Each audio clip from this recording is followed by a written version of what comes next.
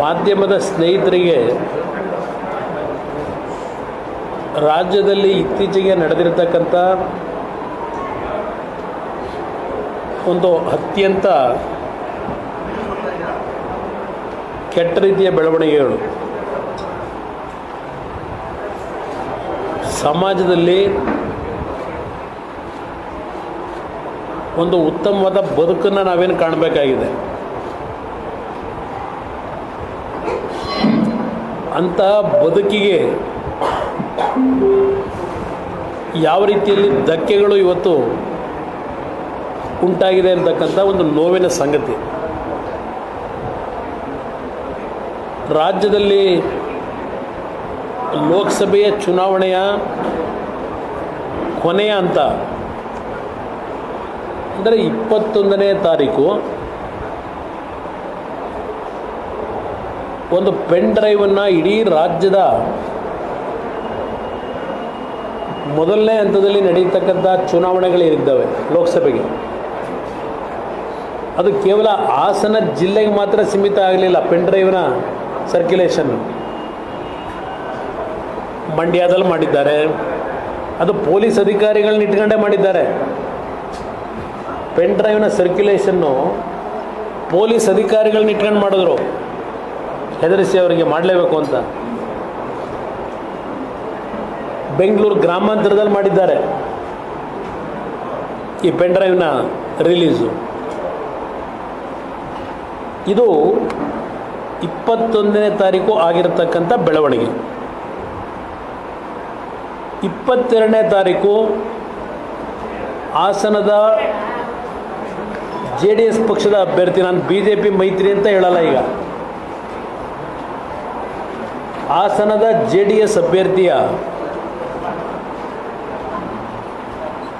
Election agent ಇದ್ದಾನೆ ಪ್ರಜ್ವಲ್ ಪೂರ್ಣಚಂದ್ರ ಅಂತ ಹೇಳಿ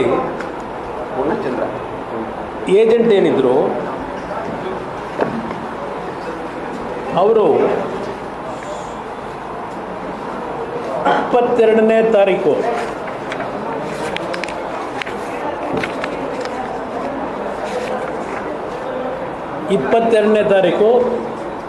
ಹಾಸನದ ಜಿಲ್ಲಾಧಿಕಾರಿಗಳಿಗೆ, ಅವೆಲ್ಲ ಮತ್ತೆ ಮಿಕ್ಸ್ ಮಾಡ್ತಾರೆ, ಹಾಸನದ ಜಿಲ್ಲಾಧಿಕಾರಿಗಳಿಗೆ ಒಂದು ಕಂಪ್ಲೇಂಟ್ ಕೊಟ್ಟರು.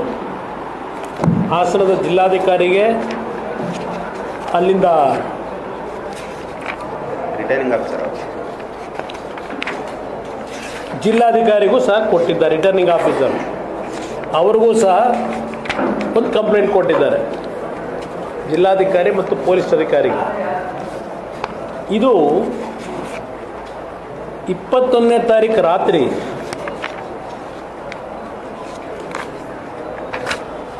ಪ್ರಜ್ವಲ್ ರೇವಣ್ಣ ವಿಡಿಯೋ ನೋಡಲು ಈ ವಾಟ್ಸಪ್ ಚಾನಲನ್ನು ಹಿಂಬಾಲಿಸಿ 21ನೇ ತಾರೀಕು ರಾತ್ರಿ 8 ಗಂಟೆಗೆ ಬಹುಶಃ ಪ್ರಜ್ವಲ್ ಅಶ್ಲೀಲ ವಿಡಿಯೋ ಬಿಡುಗಡೆಗೆ ಕ್ಷಣಗಣನೆ. ನಾನು ಮೊದಲನೇದಾಗಿ ಸ್ಪಷ್ಟವಾಗಿ ಹೇಳಿದ್ದೇನೆ, ರಾಜ್ಯದಲ್ಲಿ ಇಂಥ ಒಂದು ಕೆಟ್ಟ ಬೆಳವಣಿಗೆ ಆಗಿರ್ತಕ್ಕಂಥದ್ದು ನೋವು ತಂದಿದೆ ಅಂತಕ್ಕಂಥದ್ದು.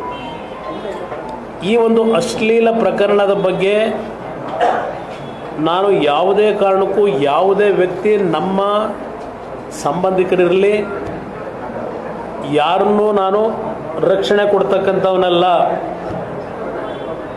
ಈ ಪ್ರಕರಣ ಬಂದಾಗಲೇ ಹೇಳಿದ್ದೇನೆ, ಯಾರು ನನ್ನ ಬಗ್ಗೆ ಅನುಮಾನ ವ್ಯಕ್ತಪಡಿಸ್ಕೋಬೇಡಿ. ನಾಡಿನ ಜನತೆಯ ಮುಂದೆ ನಾನು ಈಗಲೂ ಸಹ ಸ್ಪಷ್ಟೀಕರಣ ಕೊಡ್ತಾ ಇದ್ದೇನೆ. ಈ ಪ್ರಕರಣದಲ್ಲಿ ಯಾರೇ ಭಾಗಿಗಳಿರಲಿ, ಈ ನೆಲದ ಕಾನೂನಿನಲ್ಲಿ ಏನು ಕಠಿಣವಾದಂಥ ಶಿಕ್ಷೆ ಆಗಬೇಕು, ಆ ಶಿಕ್ಷೆ ಆಗಬೇಕು ಅಂತ ಈಗಲೂ ನಾನು ಬಯಸ್ತಕ್ಕಂಥವನೇ. ನಾಡಿನ ನನ್ನ ತಾಯಂದ್ರ ಮುಂದೆ ಹೇಳಲಿಕ್ಕೆ ಬಯಸ್ತೇನೆ ಇಂಥ ಒಂದು ಅಶ್ಲೀಲವಾದಂಥ ಘಟನೆ ಬಗ್ಗೆ. ಇದರಲ್ಲಿ ನಾನು ಯಾವ ರಾಜಿ ಇಲ್ಲ, ಯಾವ ವ್ಯಕ್ತಿಯನ್ನು ರಕ್ಷಣೆ ಕೊಡ್ತಕ್ಕಂಥ ಪ್ರಶ್ನೆನೂ ಇಲ್ಲ ನನ್ನಿಂದ. ನಾನು ಮುಂದೆ ಕೇಳ್ತೀನಿ SITಯ ವಿಷಯಗಳನ್ನ. ಈ ಅಶ್ಲೀಲ ವಿಡಿಯೋ ಬಿಡುಗಡೆ ಅಂತಕ್ಕಂಥದ್ದು ಕ್ಷಣಗಣನೆ 8 PM ಅಂತ ಹೇಳಿರ್ತಕ್ಕಂಥವನು ನವೀನ್ ಗೌಡ ಅಂತ ಹೇಳಿ. ನವೀನ್ ಗೌಡ ಅಂತೇಳಿ. ಇಲ್ಲಿ ಅದು ಒಂದು ಭಾಗ. ನಮ್ಮ ಪೂರ್ಣಚಂದ್ರ ತೇಜಸ್ವಿ ಅಂತೇಳಿ ಪೋಲಿಂಗ್ ಏಜೆಂಟ್ ಏನಿದ್ದಾನೆ, ನಮ್ಮ ಕ್ಯಾಂಡಿಡೇಟ್ ಪೋಲಿಂಗ್ ಏಜೆಂಟು, ಅವರು ಪೊಲೀಸ್ ಅಧೀಕ್ಷಕರು ಜಿಲ್ಲಾಧಿಕಾರಿಗಳಿಗೆ ಏನು ಒಂದು ಕಂಪ್ಲೇಂಟ್ ಕೊಟ್ಟಿದ್ದಾರೆ. ಆ FIRನಲ್ಲಿ 4 ಜನಗಳ ಮೇಲೆ ಕೊಟ್ಟಿದ್ದಾರೆ, 5 ಜನಗಳ ಮೇಲೆ ಬಹುಶಃ. ಅದರಲ್ಲಿ ಪ್ರಮುಖವಾಗಿ ನವೀನ್ ಗೌಡ, ಕಾರ್ತಿಕ್ ಗೌಡ, ಚೇತನ್ ಅಂತ ಹೇಳಿ, ಮತ್ತು ಅದೆಂತ ಪುಟ್ಟಿ ಆಲಿಯಾಸ್ ಪುಟ್ಟರಾಜು. ಹೀಗೆ ಕಂಪ್ಲೇಂಟ್ ಏನು ಕೊಟ್ಟರು, ಈ ಕ್ಷಣದವರೆಗೆ ಈಗಾಗಲೇ 15 ದಿನ ಆಯಿತು. ಈ ಕ್ಷಣದವರೆಗೆ ಆ ಕಂಪ್ಲೇಂಟ್ ಏನು ರಿಸೀವ್ ಮಾಡಿದ್ದಾರೆ, ಯಾವುದೇ ರೀತಿಯ ಅವ್ರ ಮೇಲೆ ಆ್ಯಕ್ಷನ್ ತಗೊಂಡಿಲ್ಲ. ಯಾವುದೇ ರೀತಿ ಆ್ಯಕ್ಷನ್ ತಗೊಂಡಿಲ್ಲ. FIR 21ನೇ ತಾರೀಕು ಕೊಟ್ಟಿದ್ದಾರೆ, 21ನೇ ತಾರೀಕು ಕೊಟ್ಟಿರತಕ್ಕಂಥದ್ದು. ಇಲ್ಲಿ ಇವರೇನು ಕೊಟ್ಟರು ಇದೆಲ್ಲ ಕಂಪ್ಲೇಂಟ್ ಕಾಪಿ ಎಲ್ಲ ಇದೆ ಇಲ್ಲಿ. ಅದಕ್ಕೆ ಇಂಬರ ನಮ್ಮ ಚುನಾವಣಾ ಇವರಿರ್ತಾರಲ್ಲ, ನಿಮಗೆ ಸರ್ಕಾರದ ಚುನಾವಣಾ ಆಯೋಗದಿಂದ ಅವರು ಇಂಬರನೂ ಕೊಟ್ಟಿದ್ದಾರೆ. ಅವರಿಗೆ ರಿಟರ್ನಿಂಗ್ ಆಫೀಸರು ಯಾರು ನಾಗರಾಜ್ ಅಂತ ಹೇಳಿ 26/4/24 ಇಂಬರ ಕೊಡ್ತಾರೆ ಪೂರ್ಣಚಂದ್ರ ತೇಜಸ್ವಿಗೆ. ಮೇಲ್ಕಂಡ ವಿಷಯಕ್ಕೆ ಸಂಬಂಧಿಸಿದಂತೆ ಉಲ್ಲೇಖ 1ರ ನಿಮ್ಮ ದೂರಿನ ಕುರಿತು ಜಿಲ್ಲಾ ಚುನಾವಣಾಧಿಕಾರಿ, ಜಿಲ್ಲಾಧಿಕಾರಿ ಹಾಸನ ಇವರಿಂದ ಸ್ವೀಕೃತವಾಗಿರುವ ಉಲ್ಲೇಖ 3ರ ವರದಿಯನ್ನು ಇದರೊಂದಿಗೆ ಲಗತ್ತಿಸಿದೆ. ಸದರಿ ವರದಿಯನ್ವಯ ನಿಮ್ಮ ದೂರು ಅರ್ಜಿಯನ್ನು ಮುಕ್ತಾಯಗೊಳಿಸಲಾಗಿದೆ ಅಂಥೇಳಿ ನಾಗರಾಜು ಅಂತ ಹೇಳಿ ಅವರು ಚುನಾವಣಾ ರಾಜ್ಯ ನೋಡಲ್ ಅಧಿಕಾರಿ PGR ಸೆಲ್ ಇದು ಕೊಟ್ಕೊಂಡಿದ್ದಾರೆ. ಪೂರ್ಣಚಂದ್ರ ತೇಜಸ್ವಿ ಏನು ಕಂಪ್ಲೇಂಟ್ ಕೊಟ್ಟರು, ಸರ್ಕಾರದ ಗಮನಕ್ಕೆ ಹೋಯಿತು, ಜಿಲ್ಲಾಧಿಕಾರಿ ಕೊಟ್ಟಿದ್ದಾರೆ, ಪೊಲೀಸ್ ವರಿಷ್ಠಾಧಿಕಾರಿ ಕೊಟ್ಟಿದ್ದಾರೆ, ಸೆಲ್ ಸ್ಟೇಷನ್ ಅಂತ ಹೇಳಿ ಸೆನ್ ಪೊಲೀಸ್ ಸ್ಟೇಷನ್ ಅಲ್ಲಿ ಕಂಪ್ಲೇಂಟ್ ರಿಜಿಸ್ಟರ್ ಆಗಿರತಕ್ಕಂಥದ್ದು ಬರ್ತದೆ. ಇದಾದ ಮೇಲೆ ಆಮೇಲೆ ಯಾವುದೋ ಒಂದು ಖಾಸಗಿ ಚಾನಲ್ನಲ್ಲಿ ಪ್ರತಿದಿನ ಅವರೇನೋ ಪಾಪ ಅವರ ಇದಕ್ಕೇನೋ ಮಾಡ್ಕೊಂಡವ್ರೆ. ಇಲ್ಲಿ ರಾಜ್ಯದಾದ್ಯಂತ, ಹಾಸನದಾದ್ಯಂತ ಸುಮಾರು 25,000ಕ್ಕೂ ಹೆಚ್ಚು ಪೆನ್ ಡ್ರೈವ್ ಹಂಚಿಕೆ. ಪ್ರಜ್ವಲ್ ಪೆನ್ ಡ್ರೈವ್ ಡೀಲ್ ಕೋಟಿ ರೂ. ಇದು ಅಲ್ಲೇ ಲೋಕಲ್ ಪೇಪರ್ಗಳ ಇಲ್ಲ ವಿಶ್ವವಾಣಿ ವಿಶೇಷ. ಕೊಟ್ಟವರಿಗೂ ಕೋಟಿ 25,000 ಪೆನ್ ಡ್ರೈವ್ ಹಂಚಿಕೆ. ಇದೆಲ್ಲ ಆರ್ಟಿಕಲ್ ಇದೆ ಬ್ರದರ್.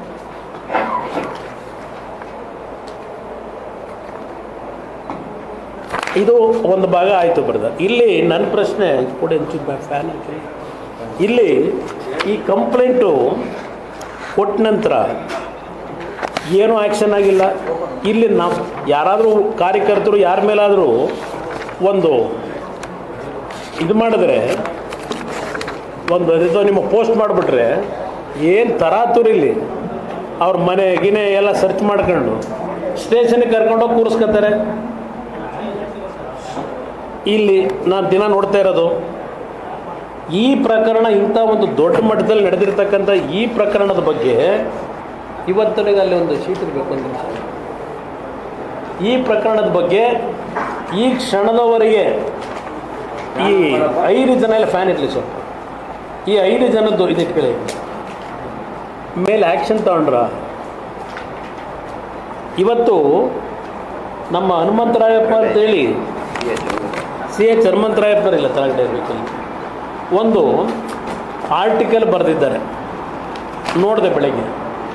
ಸಂತ್ರಸ್ತೆಯರ ಸ್ಥಿತಿ ಮತ್ತು ವಿಕೃತ ಸ್ಥಿತಿ, ಇದರಲ್ಲಿ ಹಲವಾರು ರೀತಿ ಕ್ಲಾಸ್ಗಳಾಕಿ ಏನೇನು ಈ ಪ್ರಕರಣ ಸರ್ವೋಚ್ಚ ನ್ಯಾಯಾಲಯ ತೀರ್ಪುಗಳು ಮಹಿಳೆಯರಿಗೆ ಮತ್ತು ಪ್ರತಿಯೊಬ್ಬ ವ್ಯಕ್ತಿಗೆ ಖಾಸಗಿ ಅವನ ಬದುಕಿನ ಬಗ್ಗೆ ಯಾವ ರೀತಿ ರಹಸ್ಯ ಇದನ್ನು ಹೊರಗಡೆ ತರಬಾರ್ದು ಅಂತಕ್ಕಂಥದ್ದು ಎಲ್ಲ ಪ್ರತಿಯೊಂದು ಎಲ್ಲ ಬರ್ಕೊಂಡು ಹೋಗಿದ್ದಾರೆ. ಇದೆಲ್ಲ ನಿಮ್ಮ ಮುಂದೆ ಎಲ್ಲ ಹೇಳಲಿಕ್ಕೆ ಹೋಗೋದಿಲ್ಲ. ಇದು ಅವರು ಸೀನಿಯರ್ ಅಡ್ವೊಕೇಟು. ಇವತ್ತು ಈ ಸಮಾಜ ಎಲ್ಲಿಗೆ ಹೋಗ್ತಾಯಿದೆ, ಸರ್ಕಾರ ಇದನ್ನು ಎಲ್ಲಿಗೆ ತಗೊಂಡೋಗಿದ್ದಾರೆ, ಇದರಲ್ಲಿ ಇನ್ವಾಲ್ವ್ ಆಗಿರ್ತಕ್ಕಂಥವ್ರು ಎಲ್ಲಿಗೆ ತಗೊಂಡೋಗಿದ್ದಾರೆ, ಯಾವ ರೀತಿ ಇದ್ರ ಬಗ್ಗೆ ತನಿಖೆ ನಡೀತಿದೆ, ಇದೆಲ್ಲ ಮಾಡ್ಕೊಂಡಿದ್ದಾರೆ. ಇದು ಒಂದು ಭಾಗ. ಇಲ್ಲಿ ಬ್ರದರ್, ಈ ಚುನಾವಣೆಗಳು ನಡೀತಾ ಇತ್ತಲ್ಲ, ಚುನಾವಣೆ ನಡೆಯೋ ಟೈಮ್ನಲ್ಲಿ ನಮ್ಮ ಮುಖ್ಯಮಂತ್ರಿಗಳು ಒಂದು 100 ಬಾರಿ ಹೇಳಿದ್ದಾರೆ. ರಾಜ್ಯದ ಗೌರವಾನ್ವಿತ ಮುಖ್ಯಮಂತ್ರಿಗಳು ಈ ಬಾರಿ ಕುಮಾರಸ್ವಾಮಿ ಮತ್ತು JDSನ 4 ಅಭ್ಯರ್ಥಿಗಳು, 3 ಅಭ್ಯರ್ಥಿಗಳು ಇದರಲ್ಲಿ ಭೂಮಿ ಮೇಲೆ ಸೂರ್ಯ ಚಂದ್ರರು ಹುಟ್ಟೋದು ಎಷ್ಟು ಸತ್ಯವೋ ಕುಮಾರಸ್ವಾಮಿ ಗೆಲ್ಲಿಕ್ಕೆ ಸಾಧ್ಯ ಇಲ್ಲ, JDS ಪಕ್ಷ ಗೆಲ್ಲಿಕ್ಕೆ ಸಾಧ್ಯ ಇಲ್ಲ. HD ಕುಮಾರಸ್ವಾಮಿ ಸೋಲಿನ ಭಯದಿಂದ ಮಂಡ್ಯಕ್ಕೆ ಬಂದಿದ್ದಾರೆ. ಅವರಿಗೆ ಇಲ್ಲೂ ಸೋಲು ಖಚಿತ. ಮುಖ್ಯಮಂತ್ರಿಗಳು ಪದೇ ಪದೇ ಹೇಳಿದ್ದಾರೆ. ಇದು ಯಾವ ರೀತಿ ಪ್ರಾರಂಭ ಆಗಿದೆ ಅನ್ನೋದಕ್ಕೆ ಅಷ್ಟೊಂದು ಧೈರ್ಯವಾಗಿ ಅವ್ರು ಹೇಳಬೇಕಾದ್ರೆ, ಇದರೊಳಗೆ ಯಾರ್ಯಾರ ಪಾತ್ರ ಇದೆ, ಇದು ಪೆನ್ ಡ್ರೈವು, ಇದು ಸತ್ಯಾಂಶ ಹೊರಗೆ ಬರಬೇಕು. ಇಲ್ಲೂ ಖಚಿತವಾಗಿ ಸೋಲಿಸುವ ಮಂಡ್ಯ ಜಿಲ್ಲೆ ಜನತೆ ನಿರ್ಧರಿಸಿದ್ದಾರೆ. ಈಗ ಸೋಲು ಕಟ್ಟಿಟ್ಟ ಬುದ್ಧಿ ಅಂತ ಹೇಳಿ ಪಾಪ ನಮ್ಮ ಹಾಲಿ ಮುಖ್ಯಮಂತ್ರಿಗಳು ಹೇಳಿಕೆ ಕೊಟ್ಟಿದ್ದಾರೆ. ಮಿಸ್ಟರ್ ಕುಮಾರಸ್ವಾಮಿ, ನೀನು ಚುನಾವಣೆಯಲ್ಲಿ ಗೆಲ್ಲಲ್ಲ, ಏಕವಚನದಲ್ಲಿ ಹರಿಹಾಯ್ದ DKC.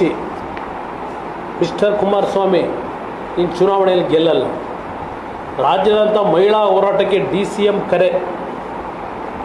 ಇದೆಲ್ಲ ನೋಡೋದಲ್ಲ. ಆಗ ಗೋ ಬ್ಯಾಕ್ ಕುಮಾರಸ್ವಾಮಿ ಅಂತ ಹೇಳಿ ಯಾವ ಪಾಪ ಹೆಣ್ಮಕ್ಳು ಗೊತ್ತಿಲ್ಲದೆ ಇದ್ದಾರನ್ನೆಲ್ಲ ಕರ್ಕೊಂಬಂದು ಸ್ಟ್ರೈಕು ನಡೀತು ನನ್ನ ಮೇಲೆ. ಅದು ಒಂದು ಭಾಗ ಇಟ್ಕೊಳ್ಳಿ. ಇಲ್ಲಿ ಇದೆಲ್ಲ ಪ್ರಕರಣ ಆದಮೇಲೆ ಈ 26ಕ್ಕೆ ಚುನಾವಣೆ ಆಯಿತು. 26 ಚುನಾವಣೆ ಆಗೋವರೆಗೆ ಇಲ್ಲಿ 22ನೇ ತಾರೀಕು FIR ಕೊಟ್ರಲ್ಲ, FIR ಒಂದು ಕಂಪ್ಲೇಂಟು ನಮ್ಮ ಪೋಲಿಂಗ್ ಏಜೆಂಟು, ಇದ್ರ ಬಗ್ಗೆ ಯಾವ ತನಿಖೆ ಆಗಲಿಲ್ಲ, ಯಾರನ್ನೂ ಟಚ್ಚು ಮಾಡಲಿಲ್ಲ ಈ ಸರ್ಕಾರ. 25ನೇ ತಾರೀಕು ನಮ್ಮ ನಾಗಲಕ್ಷ್ಮಿ ಚೌಧರಿ ಅಧ್ಯಕ್ಷರು, ಕರ್ನಾಟಕ ರಾಜ್ಯ ಮಹಿಳಾ ಆಯೋಗ, ಇವರು ಮುಖ್ಯಮಂತ್ರಿಗಳಿಗೆ 25/4 ಒಂದು ಪತ್ರ ಬರೆದರು. ವಿಶೇಷ ತನಿಖಾ ತಂಡವನ್ನು ರಚನೆ ಮಾಡಿ ಅಂತೇಳಿ. ಅದ್ರಲ್ಲಿ ಕಂಪ್ಲೇಂಟಲ್ಲಿ ಏನು ಹೇಳ್ತಾರೆ, ಅಮಾಯಕ ಹೆಣ್ಣು ಮಕ್ಕಳನ್ನು ಲೈಂಗಿಕ ಕ್ರಿಯೆಗೆ ಬಳಸಿಕೊಂಡು ಮೊಬೈಲ್ನಲ್ಲಿ ಖಾಸಗಿ ವಿಡಿಯೋವನ್ನು ಚಿತ್ರೀಕರಿಸಿಕೊಂಡು ಬ್ಲ್ಯಾಕ್ ಮೇಲ್ ಮಾಡುತ್ತಿರುವುದಾಗಿ ಸಮೂಹ ಮಾಧ್ಯಮದಲ್ಲಿ ಪ್ರಚಾರವಾಗುತ್ತಿದೆ. ಅಲ್ಲದೆ ಪ್ರಭಾವಿ ರಾಜಕಾರಣಿಗಳು ಅನೇಕ ಮಹಿಳೆಯರನ್ನು ಲೈಂಗಿಕವಾಗಿ ಪ್ರಭಾವಿ ರಾಜಕಾರಣಿಗಳು ಅಂದರೆ ಎಷ್ಟು ಜನ ಹೆಸರಿಲ್ಲ ಅಲ್ಲಿ. ರಾಜಕಾರಣಿಗಳು ಅಂತಕ್ಕಂಥದ್ದು ಒಬ್ಬರಿಂದ 100 ಜನ ಬೇಕಾದರೂ ಆಗ್ಬೋದಲ್ವ ರಾಜಕಾರಣಿಗಳು. ಇಡೀ ರಾಜ್ಯದಲ್ಲಿ ನಡೀತಾ ಇರತಕ್ಕಂಥದ್ದು ಹೇಳಿದ್ರು. ಬರೀ ಹಾಸನ ಜಿಲ್ಲೆ ಪೆನ್ ಡ್ರೈವ್ ಬಗ್ಗೆ ಹೇಳಿದ್ರು. ಇದರಲ್ಲಿ ಆಮೇಲೆ ಸೆಕೆಂಡ್ ಪ್ಯಾರಾದಲ್ಲಿದೆ ಅದು.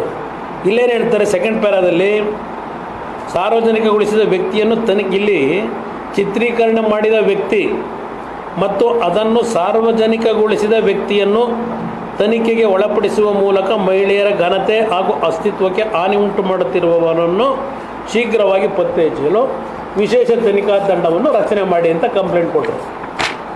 ಅದಕ್ಕೆ ನಮ್ಮ ಮುಖ್ಯಮಂತ್ರಿಗಳು ಅವತ್ತು ರಾತ್ರಿನೇ 27ನೇ ತಾರೀಕಿಗೆ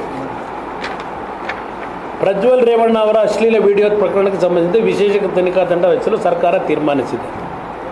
ಇವರು ಒಂದು ಕಂಪ್ಲೇಂಟ್ ಮೇಲೆ ಯಾರೋ ನಮ್ಮ ಮಹಿಳಾ ಆಯೋಗದ ಅಧ್ಯಕ್ಷರು ಅವರು ಒಂದು ಮಾಡಿದ್ರು. ಎಕ್ಸ್ನಲ್ಲಿ ಟ್ವೀಟ್ ಮಾಡ್ಕೊಂಡ್ರು ಮುಖ್ಯಮಂತ್ರಿಗಳು, ರಚನೆ ಮಾಡ್ತೀವಿ ಅಂತೇಳಿ. ಆಯೋಗ ಅಧ್ಯಕ್ಷರು ಸರ್ಕಾರಕ್ಕೆ ಪತ್ರ ಬರೆದಿದ್ದರು. ಅವರ ಮನವಿಗೆ ಸ್ಪಂದಿಸಿ ಈ ನಿರ್ಣಯ ಕೈಗೊಳ್ಳಲಾಗಿದೆ. ಇಲ್ಲಿ ಅವರು ಪತ್ರ ಬರೆದಿರೋದು ಎಲ್ಲೂ ರೇವಣ್ಣ ಅವರ ಹೆಸರಿಲ್ಲ. ಪ್ರಜ್ವಲ್ ರೇವಣ್ಣದು ಇಲ್ಲ, ರೇವಣ್ಣಂದು ಇಲ್ಲ. ಮುಖ್ಯಮಂತ್ರಿಗಳು ಪ್ರಜ್ವಲ್ ರೇವಣ್ಣ ಅವರ ಅಶ್ಲೀಲ ವಿಡಿಯೋ ಅಂತ ಹೇಳಿ ಟ್ವೀಟ್ ಮಾಡ್ತಾರೆ. ಇಲ್ಲಿ ಕಂಪ್ಲೇಂಟ್ನಲ್ಲಿ ಆಯೋಗದ ಅಧ್ಯಕ್ಷರು ಪರ್ಟಿಕ್ಯುಲರ್ ಹೆಸರು ಯಾರ್ದು ಹಾಕಿಲ್ಲ, ಪ್ರಕರಣದ ಬಗ್ಗೆ ತನಿಖೆ ಮಾಡಿ ಅಂತ ಹೇಳೋದು. ಮುಖ್ಯಮಂತ್ರಿಗಳು ಲಾಯರು ಬೇರೆ ಅವರು. ಇದರಲ್ಲಿ ಟ್ವೀಟ್ನಲ್ಲಿ ಪ್ರಜ್ವಲ್ ರೇವಣ್ಣದ ಹೆಸರು, ನಾನು ಅದಕ್ಕೆ ತಕರಾರೇನಿಲ್ಲ, ನಾನು ಟೆಕ್ನಿಕಲ್ ಪಾಯಿಂಟ್ ರೈಸ್ ಮಾಡೋಕ್ಕೆ ಹೋಗಲ್ಲ. ಇದು ಯಾವ ರೀತಿಯ ಸಂಚುಗಳು ನಡೆದಿದೆ ಅನ್ನೋದಕ್ಕೆ ನಾನು ಹೇಳ್ತಾ ಇರೋದು. ಅವ್ರು ಹೇಳ್ಬಿಟ್ರು, ಅದು ಹೇಳಿದ್ರು. ಅದಾದ ಮೇಲೆ 26ಕ್ಕೆ ಅವರು ಟ್ವೀಟ್ ಮಾಡಿದ್ರೆ 27ಕ್ಕೆ ಟ್ವೀಟ್ ಮಾಡಿದ್ರು, ರಚನೆ ಮಾಡ್ತೀವಿ ಅಂದರು. ಬೆಳಗ್ಗೆ ರಚನೆನೂ ಮಾಡಿದ್ರೆ ನಾವು SIT 28ನೇ ತಾರೀಕು 28ನೇ ತಾರೀಕು ಆಮೇಲೆ ಏನು ಮಾಡಿದ್ರು, 28ಕ್ಕೆ ಒಂದು ಬೆಂಗಳೂರು ನಗರದಲ್ಲಿ ಕೂತ್ಕೊಂಡು ಒಂದು ಡಿಜಿಟಲ್ ಇದ್ರ ಮುಖಾಂತರ ಗಣಿಕ ಯಂತ್ರವೋ ಎಂಥದ್ದು ಇದೆಯಲ್ಲ, ಗಣಕಿ ಯಂತ್ರ, ಅದರ ಮುಖಾಂತರ ಇಲ್ಲಿ ಟೈಪ್ ಮಾಡಿ, ಯಾರೋ ಇಬ್ಬರು ಶುಭ ಅಂತಲೋ ಇನ್ನೊಬ್ರು ಯಾರೋ ಒಂದು ಹೆಣ್ಮಗಳು ಅಂತ ಹೇಳಿ ಒಂದು ಕಂಪ್ಲೇಂಟನ್ನು ಇಲ್ಲಿ ರೆಡಿ ಮಾಡಿಸಿ ಬೆಂಗಳೂರಿನಲ್ಲಿ, ಅದನ್ನು ಹೊಳೆನರಸೀಪುರದ ಪೊಲೀಸ್ ಠಾಣೆಯಲ್ಲಿ FIR ಮಾಡಿಸಿದ್ರು. ಗಣಕಿ ಯಂತ್ರದ ಮುಖಾಂತರ ಅಲ್ಲಿಗೆ ಕಳಿಸಿ ಕಂಪ್ಲೇಂಟ್ ಕೊಟ್ಟಿದ್ದರೆ ಇದು ಸಂತ್ರಸ್ತರೇನ ಇಲ್ಲಿ ಕೂರಿಸ್ಕೊಂಡು ಇಲ್ಲಿ ಬರೆಸ್ಕೊಂಡು ಮಲ್ಲೇಶ್ವರದಲ್ಲಿ ಇಲ್ಲಿಂದ ಅಲ್ಲಿಗೆ ಕಳಿಸಿದ್ರು. ಇಲ್ಲಿ ನಡೆದಿರ್ತಕ್ಕಂಥ FIR ಅಲ್ಲಿ ಮಾಡಿಸಿದ್ರು. ಮಾಡ್ಕೊಳ್ಳಿ, ಸಂತೋಷ. SIT ರಚನೆ ಆಗಿ ಕೊಟ್ಟಿದ್ದೀವಿ ಅಂದಾಗ ಬಹುಶಃ ನಾನು ಭಾಳ ಸಂತೋಷಪಟ್ಟೆ. ಮುಖ್ಯಮಂತ್ರಿಗಳು ಇಷ್ಟೊಂದು ಸ್ಪೀಡಲ್ಲಿ ಈ ತನಿಖೆ ಆದೇಶ ಮಾಡಿ ರಾಜ್ಯದ ಗೌರವವನ್ನು ಯಾವ ಮಟ್ಟಕ್ಕೆ ಉಳಿಸ್ಲಿಕ್ಕೆ ತನಿಖೆಯನ್ನು ಮಾಡಲಿಕ್ಕೆ ಹೊರಟಿದ್ದಾರೆ ಅಂತೇಳಿ. ನಾನು SIT ಕೊಟ್ಟಾಗ ಬ್ರದರ್ಸ್, ಇದು ಸ್ಪೆಷಲ್ ಇನ್ವೆಸ್ಟಿಗೇಷನ್ ಟೀಮ್ ಅಂತಕ್ಕಂಥದ್ದು ನನ್ನ ತಲೆ ಒಳಗೆ SIT ಕೊಟ್ಟಾಗ ನಾನು ಅಂದ್ಕೊಂಡಿದ್ದು ಭಾಳ ಪಾರದರ್ಶಕವಾಗಿ ತನಿಖೆ ನಡೀಬೋದು ಅಂತ. ಆಮೇಲೆ ನನಗೆ ಗೊತ್ತಾಗಿದ್ದು ಇದು ಸ್ಪೆಷಲ್ ಇನ್ವೆಸ್ಟಿಗೇಷನ್ ಟೀಮ್ ಅಲ್ಲ, ಇದು ಒಂದು ಟೀಮು ಸಿದ್ದರಾಮಯ್ಯ ಇನ್ವೆಸ್ಟಿಗೇಷನ್ ಟೀಮು ಅಂತ ಒಂದು, ಮತ್ತೊಂದು ಶಿವಕುಮಾರ್ ಇನ್ವೆಸ್ಟಿಗೇಷನ್ ಟೀಮ್ ಅಂತ ಇನ್ನೊಂದು. ಇದು ಸ್ಪೆಷಲ್ ಇನ್ವೆಸ್ಟಿಗೇಷನ್ ಟೀಮ್ ಅಲ್ಲ. ಎಷ್ಟು ಗಂಟೆಗೆ ನಿಮ್ಮ ಇನ್ವೆಸ್ಟಿಗೇಷನ್ ಟೀಮ್ ಮಾಡ್ಕೊಂಡಿದ್ದೀರಲ್ಲ, ನಿಮ್ಮ ಮುಖ್ಯಮಂತ್ರಿಗಳು ಯಾವನೋ ಒಬ್ಬನ ಕರೆದು ಒಳ್ಳೆ ಲಿಸ್ಟ್ ನನ್ನ ಕಡೆ ಒಂದು ಕೊಡು ಅಂತ ಕೇಳಿದ್ರು. ಒಬ್ಬ ಅಧಿಕಾರಿ ಕರೆದು ಇವರು ಇನ್ನೊಂದು ಕಡೆ ಶುರು ಮಾಡಿದ್ರು. ಶಿವಕುಮಾರ್ ಇನ್ವೆಸ್ಟಿಗೇಷನ್ ಟೀಮು ಇವ್ರದ್ದು ಪ್ರತಿನಿತ್ಯ ಕಾನ್ವರ್ಸೇಷನ್ಗಳವಲ್ಲ, ಮನೆಗೆ ಕರೆಸಿ ಮಾತಾಡ್ತಾ ಇರೋದು ಬೇರೆ ಇಟ್ಕೊಳ್ಳಿ,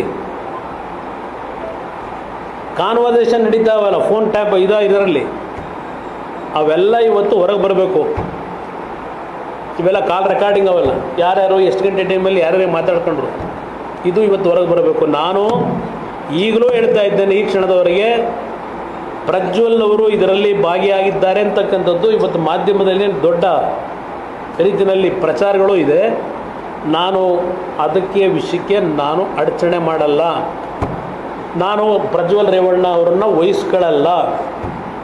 ತನಿಖೆ ಪಾರದರ್ಶಕವಾಗಿ ಮಾಡಿ, ಅದ್ರಲ್ಲಿ ನನ್ನ ಎರಡನೇ ಮಾತಿಲ್ಲ. ಇಲ್ಲಿ ಪ್ರಶ್ನೆ, ಈ ತನಿಖೆ ಯಾವ ರೀತಿ ಹೋಗ್ತಾ ಇದೆ ಇದು ಮುಖ್ಯ. ಇಲ್ಲಿ ಪ್ರಶ್ನೆ 28ನೇ ತಾರೀಕು FIRನ ಹೊಳೆನರಸೀಪುರದಲ್ಲಿ ಏನೋ ನೀವು ಮಾಡ್ಕೊಂಡ್ರಿ, FIRನಲ್ಲಿ ಯಾವ ಒಂದು ಸೆಕ್ಷನ್ಗಳನ್ನು ಹಾಕಿದ್ರು ಆ ಸೆಕ್ಷನ್ಗಳಲ್ಲಿ ಎಲ್ಲ ಬೇಲಬಲ್ ಸೆಕ್ಷನ್ಗಳನ್ನು ಹಾಕೊಂಡಿದ್ದೀರಿ. ಇಲ್ಲ ನಾವೇನಾದ್ರು ಹಾಕ್ಸಿಲ್ಲಪ್ಪ, ನಮ್ಮ ಮೇಲೆ ನೀವೇ ಹಾಕ್ಸ್ಕೊಂಡ್ರಿ ಅಂತ ಹೇಳ್ಬಿಟ್ರೆ ನಾನೆಲ್ಲಿ ಹೋಗಲಿ? ನಿಮ್ಮ ಸ್ಪೆಷಲ್ ಇನ್ವೆಸ್ಟಿಗೇಷನ್ ಟೀಮು ಸಿದ್ದರಾಮಯ್ಯನವ್ರದ್ದೊಂದು ಶಿವಕುಮಾರ್ದೊಂದು ಇಬ್ಬರು ಭಾಳ ನಿಮ್ಮ ನೇತೃತ್ವದಲ್ಲೇ ಮಾಡ್ಕೊಂಡಿದ್ದೀರಿ. ಇದು ಯಾವ ಒಂದು ಬೇಲಬಲ್ ಸೆಕ್ಷನ್ಗಳು ಅಂತ ಬಂತು. ಮತ್ತೆ ಎರಡನೇ ದಿವಸ ಇನ್ನೊಂದು ಮಾಡಿಸಿದ್ರಿ. ಇಲ್ಲೆಲ್ಲ ಯಾವುದೋ ಜಿಲ್ಲಾ ಪಂಚಾಯತಿ ಹೆಣ್ಮಗಳು ಅಂತೇಳಿ ಯಾವುದೋ ಒಂದು ಗನ್ ಪಾಯಿಂಟ್ ಅಂತ ಒಂದಿದೆ, ಗನ್ ಬೆದರಿಕೆ ಇಡಿ ಅತ್ಯಾಚಾರ, ಇದೊಂದು ಕಂಪ್ಲೇಂಟ್ ಕೊಟ್ಟಿದ್ದೀರಿ. ಯಾರು ಪಾಪ ಹೆಣ್ಮಗಳ ಕೈಲಿ ಕೊಟ್ಟಿದ್ದಾರೆ, ಪಾಪ ನಡೆದಿರ್ಬೋದು, ನಾನಿಲ್ಲ ಅಂತ ಹೇಳಲ್ಲ. Gun point. ಇದು ದೊಡ್ಡ ಮಾಹಿತಿಗಳನ್ನು ಮಾಧ್ಯಮಗಳ ಮುಂದೆ ಸೋರಿಕೆ ಮಾಡಿರೋರು ಯಾರು? ಈ ಕತೆ ಕಟ್ಟಿಸಿರೋರು. ಇವತ್ತು ಸುಪ್ರೀಂ ಕೋರ್ಟ್ ಜಡ್ಜ್ಮೆಂಟ್ಗಳಿದೆ. ಒಂದು ತನಿಖೆ ನೀವು ಪ್ರಾರಂಭ ಮಾಡಿದಾಗ ತನಿಖೆಯ ಮಾಹಿತಿಗಳು ಸೋರಿಕೆ ಆಗಬಾರದು, ಸೀಕ್ರೆಸಿ ಮೇಂಟೈನ್ ಮಾಡಬೇಕು. ಇದನ್ನೆಲ್ಲ ನೋಡಿದಾಗ ನಿಮಗೆ ಸಂತ್ರಸ್ತೆಯರು ಅಂತ ಏನಿದ್ದಾರೆ, ಇದರಲ್ಲಿ ನೊಂದಿರತಕ್ಕಂಥ ಮಹಿಳೆಯರೇನಿದ್ದಾರೆ, ಅವರಿಗೆ ರಕ್ಷಣೆ ಕೊಡೋದಕ್ಕಿಂತ ಹೆಚ್ಚಾಗಿ ಈ ಸರ್ಕಾರಕ್ಕೆ ಬೇಕಾಗಿರೋದು ಪ್ರಚಾರ. ಯಾರ್ಯಾರನ್ನ ತೇಜೋವಧೆ ಮಾಡಬೇಕು ಅಷ್ಟಕ್ಕೆ ಈ ತನಿಖೆ ನೀವು ಬಳಕೆ ಮಾಡ್ತಾ ಇದ್ದೀರಿ ಅನ್ನೋದು ಇವತ್ತು ಯಾರಿಗೇ ಆಗಲಿ ಅನುಮಾನ ಬರ್ತದೆ. ಇವತ್ತು ಇಂಥ ಒಂದು ಆಘಾತಕಾರಿಯಾದಂಥ ಪ್ರಕರಣ ಇದು.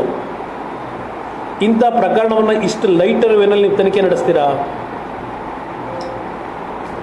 ಇದು ಈ ತನಿಖೆಯಲ್ಲಿ ಬರ್ಕೊಂಡಿದ್ದೀರಿ 2022ರಲ್ಲೋ ಏನೋ ಈ ಪ್ರಕರಣ ಆಗಿದೆ ಅಂತೇಳಿದೆಲ್ಲ ನಾನು ಅದೆಲ್ಲ ಕತೆ ಹೇಳಲಿಕ್ಕೆ ಹೋಗೋದಿಲ್ಲ. ಇಲ್ಲಿ ಈ ಒಂದು ವರದಿ ನೀವೇನು ಈಗ ಮಾಡ್ಕೊಂಡಿದ್ದೀರಿ, 2ನೇ ತಾರೀಕು 3ನೇ ತಾರೀಕು ಮಾಡಿದ್ದೀರಿ ಕಂಪ್ಲೇಂಟ್. ಇದು ನಾನು ಈ ಕಂಪ್ಲೇಂಟ್ ಕೊಟ್ಟಿರ್ತಕ್ಕಂಥ ಹೆಣ್ಣುಮಗಳು ತಗೊಂಡಿದ್ದೀರಲ್ಲ, 21ಕ್ಕೆ ಪೆನ್ ಡ್ರೈವ್ ರಿಲೀಸ್ ಮಾಡಿದ್ದೀರಲ್ಲ, 22ನೇ ತಾರೀಕು ಬೇಲೂರಿನಲ್ಲಿ ಚುನಾವಣಾ ಪ್ರಚಾರ ಸಭೆಯಲ್ಲಿ ಇದೇ ನಮ್ಮ ಆರೋಪಿ ಏನಿದ್ದಾನೆ ಪ್ರಜ್ವಲ್ ರೇವಣ್ಣ, ಅವನ ಪಕ್ಕದಲ್ಲಿ ಕೂತಿರ್ತಕ್ಕಂಥ ಹೆಣ್ಣುಮಗಳು ಯಾರು? ನಾನು ಈ ಫೋಟೋ ತೋರಿಸಲು ಇಲ್ಲಿ ಇಟ್ಕೊಂಡಿದ್ದೀನಿ. ನಾನು ಇವ್ರ ಥರ ಪೆನ್ ಡ್ರೈವ್ ಫೋಟೋಗಳು ಬಿಟ್ಟವರಲ್ಲ. ಮೊದಲನೇ ಪೆನ್ ಡ್ರೈವ್ನಲ್ಲಿ ಬಂದಿರತಕ್ಕಂಥ ಹೆಣ್ಣುಮಗಳು 22ನೇ ತಾರೀಕಿನ ಬೆಳಗ್ಗೆ ಇದೇ ಪ್ರಜ್ವಲ್ ರೇವಣ್ಣನ ಜೊತೆ ಚುನಾವಣಾ ಪ್ರಚಾರದಲ್ಲಿ ಅವ್ರ ಜೊತೆಲಿ ಭಾಗವಹಿಸಿದ್ದಾರೆ. 22ನೇ ತಾರೀಕು ಬೆಳಗ್ಗೆ, 21 ರಾತ್ರಿ ಹೆಣ್ಣುಮಗಳು ಫೋಟೋ ಬಿಟ್ಟಿದ್ದೀರಿ. ಈಗ ಅದಂಥದ್ದು ಗನ್ ಪಾಯಿಂಟಲ್ಲಿ ಬೆದರಿಕೆ ಒಡ್ಡಿ ಕಂಪ್ಲೇಂಟ್ ತಗೊಂಡಿದ್ದೀರಿ. ಇದು ಯಾವ ರೀತಿ ನೀವು ಆಟ ಆಡ್ತಾ ಇದ್ದೀರಿ ಸರ್ಕಾರದಲ್ಲಿ? ಈಗ 3 ವರ್ಷದಿಂದ ನಿರಂತರವಾಗಿ ಹೆದರಿಸಿ ಪದರಿಸಿ ಬ್ಲ್ಯಾಕ್ ಮೇಲ್ ಮಾಡಿ ಈ ಹೆಣ್ಮಗಳ ಮೇಲೆ ಅತ್ಯಾಚಾರ ಮಾಡಿದರೆ ಪ್ರಚಾರಕ್ಕೆ ಯಾಕೆ ಹೋದ್ಲು ಹೆಣ್ಮಗಳು?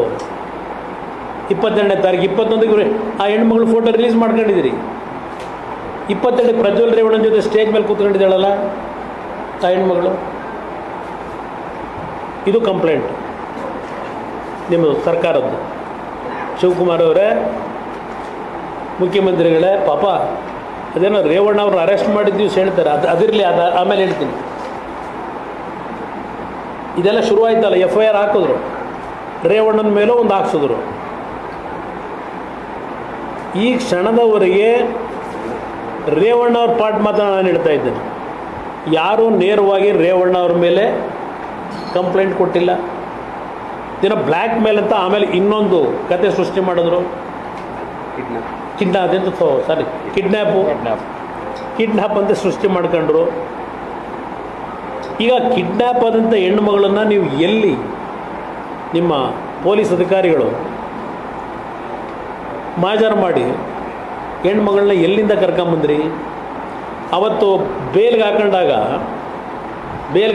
ಅರ್ಜಿ ರೇವಣ್ಣ ಅವರು ಗೌರ್ಮೆಂಟ್ PPI ಹೇಳ್ತಾರೆ, ಆ ಹೆಣ್ಮಗಳು ಬದುಕಿದ್ದಾಳೋ ಸತ್ತಿದ್ದಾಳೋ ನಮಗೇನೂ ಮಾಹಿತಿ ಇಲ್ಲ.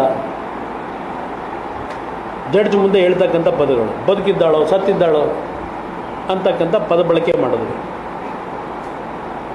ಈ ಹೆಣ್ಮಗಳನ್ನು ನೀವು ಎಲ್ಲಿ ಫೈಂಡ್ ಔಟ್ ಮಾಡಿದ್ರಿ? ಹೆಣ್ಮಗಳನ್ನು ಯಾರು ಪ್ರಥಮವಾಗಿ ಕರ್ಕೊಂಬಂದ್ರಿ?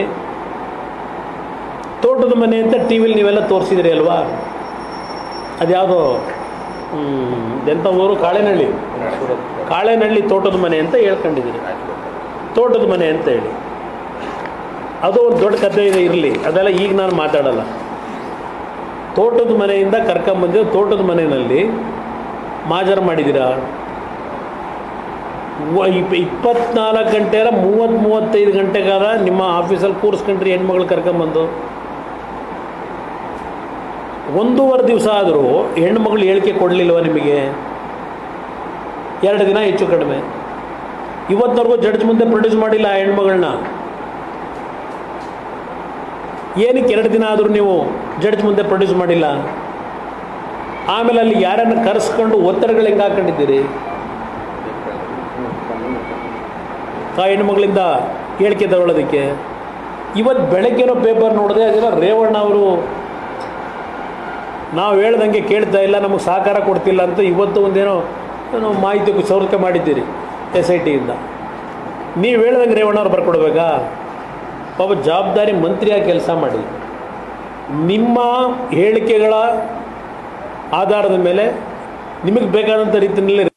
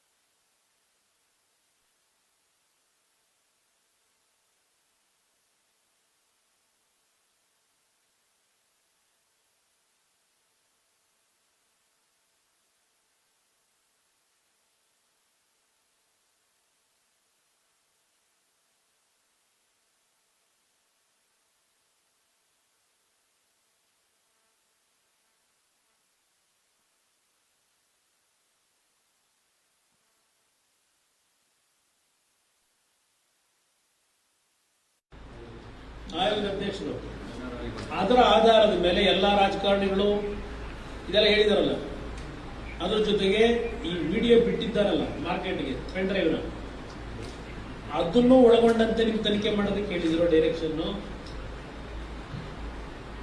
ಇದು ಇಲ್ಲಿರ್ತಕ್ಕಂಥ ಪ್ರಶ್ನೆ. 15 ದಿವಸ ಆಗಿದೆ.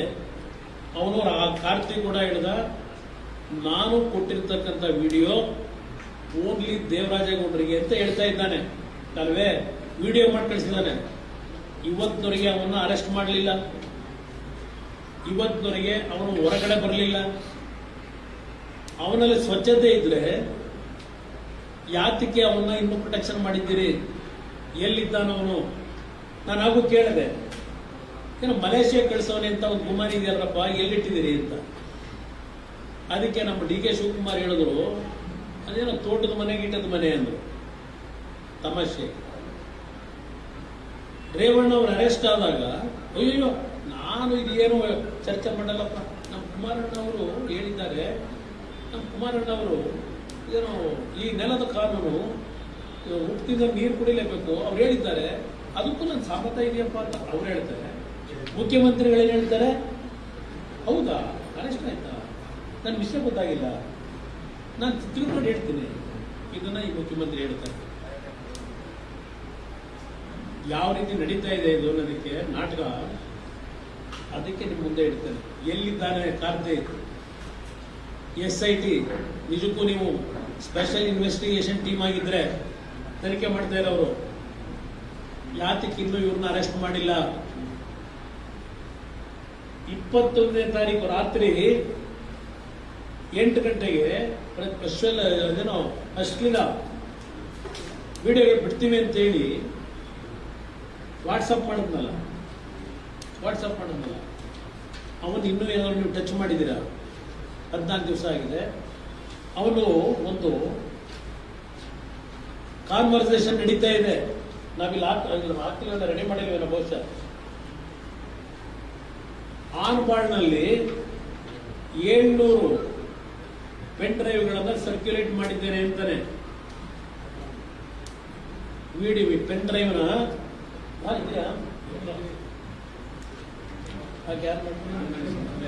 ನೋಡಿ, ಪಾಪ ದೇವರಾಜೇಗೌಡರದು ಪಾಪ ನೀವು ನೆನ್ನೆ ಗ್ರೀನ್ ಮಾಡ್ತಾ ಇದ್ರಿ, ನೀವು 2 ಗಂಟೆ ಕೂತ್ಕೊಂಡು ಕೇಳಕ್ಕಾಯ್ತದ ಅವೆಲ್ಲ? ಕೇಳ್ತೀನಿ. ಬೆಂಗಳೂರು ಹೋಗಾಯ್ತಾ? ಅಣ್ಣ ಓದ್ಕೆಟ್ಟ ಹೋದಲ್ಲ ಮನೆ. ಸಹಚಾರ ಎಲೆಕ್ಷನ್ ಡ್ಯೂಟಿ ಮುಗಿಸೋಣ. ಎಲೆಕ್ಷನ್ ಡ್ಯೂಟಿ ಎಲ್ಲ ಮುಗಿಸಿ ಹೋದ. ಎಲೆಕ್ಷನ್ ಡ್ಯೂಟಿ ಮುಗಿಸಿ ಪ್ರಜಾಕ್ಷಿ ಹೋದೆ. ಸಹಚಾರಗಳ ನೀವು ಕೇಸ್ ಮಾಡೋದ್ರೆ ಸಮಾಚಾರ ತನಿಖೆ ಕರೀತಾರೆ ಹೋಗ್ಬೇಕು. ಹಾಸನದೇ ಅಲ್ಲಿ ಕೇಸ್ ಆಗಲ್ಲ. ಅಷ್ಟರಲ್ಲಿ SIT ಟೀಮ್ ಈಗ ಫಾರ್ಮ್ ಮಾಡಿದ್ದಾರೆ. ಅವ್ರು ಎನ್ಕ್ವೈರಿ ಕರೀತಾರೆ. ನಮಗೆ ರೆಡಿಯಾಗಿ ಎವಿಡೆನ್ಸ್ ಎಲ್ಲ ರೆಡಿ ಮಾಡ್ಕೊಂಡು ಕೂತಿದ್ದೀನಿ. ಯಾವಾಗ ಫೋನ್ ಮಾಡ್ತಾರೆ ಅಂತ. ಮತ್ತೆ ವಿಶೇಷಗಳು ನಮ್ಗೆ ಒಂದೇ ಒಂದು ವಿಡಿಯೋ ಸಿಗಲಿಲ್ಲ ನಮಗೆ. ನಮ್ಮ ಹತ್ರ ಅಲ್ಲಿ ಸಿಗಲ್ಲ. ಅವೆಲ್ಲ ನಮ್ದೇ ನೆನಪಿಟ್ರೆ ವಾಟ್ಸಾಪ್ ಬಿಡ್ಸಕ್ಕಿಲ್ಲ. ಆನ್ಗಳಿಗೆ ಪೆಟ್ಟ ಕಳಿಸಿದ್ದೆ. ಆನ್ಗಳಿಗೆ ಯಾರ ಹತ್ರ ಕಳಿಸಿದ್ದೆ? ಆನ್ಗಳಲ್ಲಿ ಯಾರಿಗೆ? ಟೋಟಲ್ ನಮ್ಮ ಆನ್ಗಳೊಟ್ಟಿಗೆ ಹೊರಡು ಕಳಿಸಿದ್ವಿ. ಆನ್ಗಳು ಯಾಕೆ ಕಳಿಸಿದ್ವಿ ಹೇಳು? ಅಲ್ಲಿ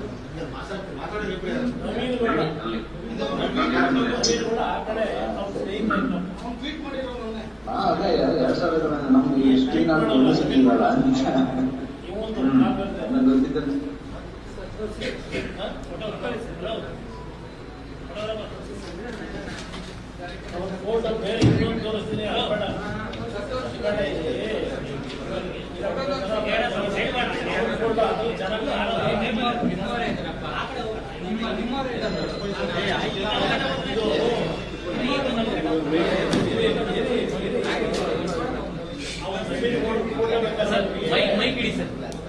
ನವೀನ್ ಗೌಡನ ಫೋಟೋ ಇದರಲ್ಲಿ ನಿಮ್ಗೆ ಕಾಣಲ್ಲ.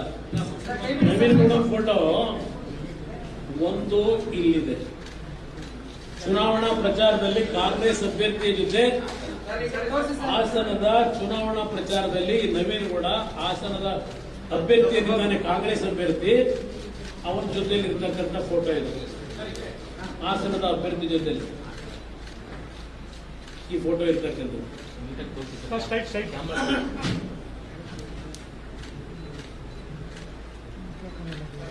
ಪಾಪ ಕಿವಿಯಲ್ಲಿ ಬಹಳ ಗುಟ್ಟು ರಹಸ್ಯ ಹೇಳ್ತಾ ಬಹಳ ರಹಸ್ಯ ಹೇಳ್ತಾ ಇದ್ದಾನೆ ಗುಟ್ಟಲ್ಲಿ ಕ್ಯಾಂಡಿಡೇಟ್ಗೆ.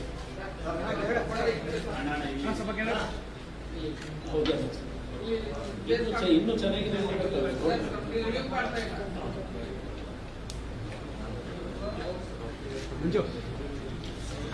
ಇನ್ನೂ ಕ್ಲಿಯರ್ ಆಗಿ ಕಾಣಬೇಕು ಅಂದ್ರೆ ಇಲ್ಲೊಂದಿದೆ ನೋಡಿ.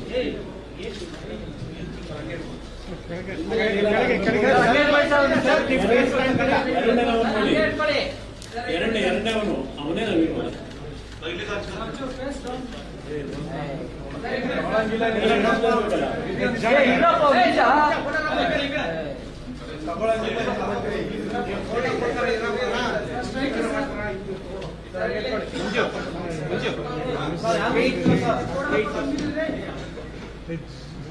ಮೊದಲನೇ ತೋರಿಸಿದ ಸ್ವಲ್ಪ ಇನ್ನೂ ತಿಕ್ಕ ಮಾಡೋದು.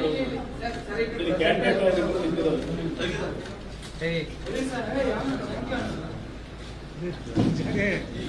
ಇಲ್ಲೋ ಒಂದಿದೆ.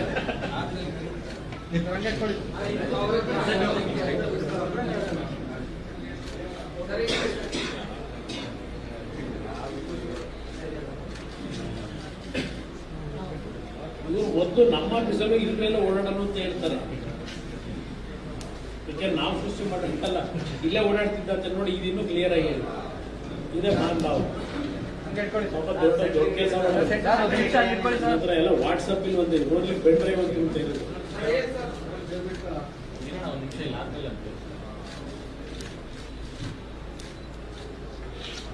ಆಯ್ತಾ? ಸಾಕಣ? ಇದು ನಡೆದಿರ್ತಕ್ಕಂಥದ್ದು.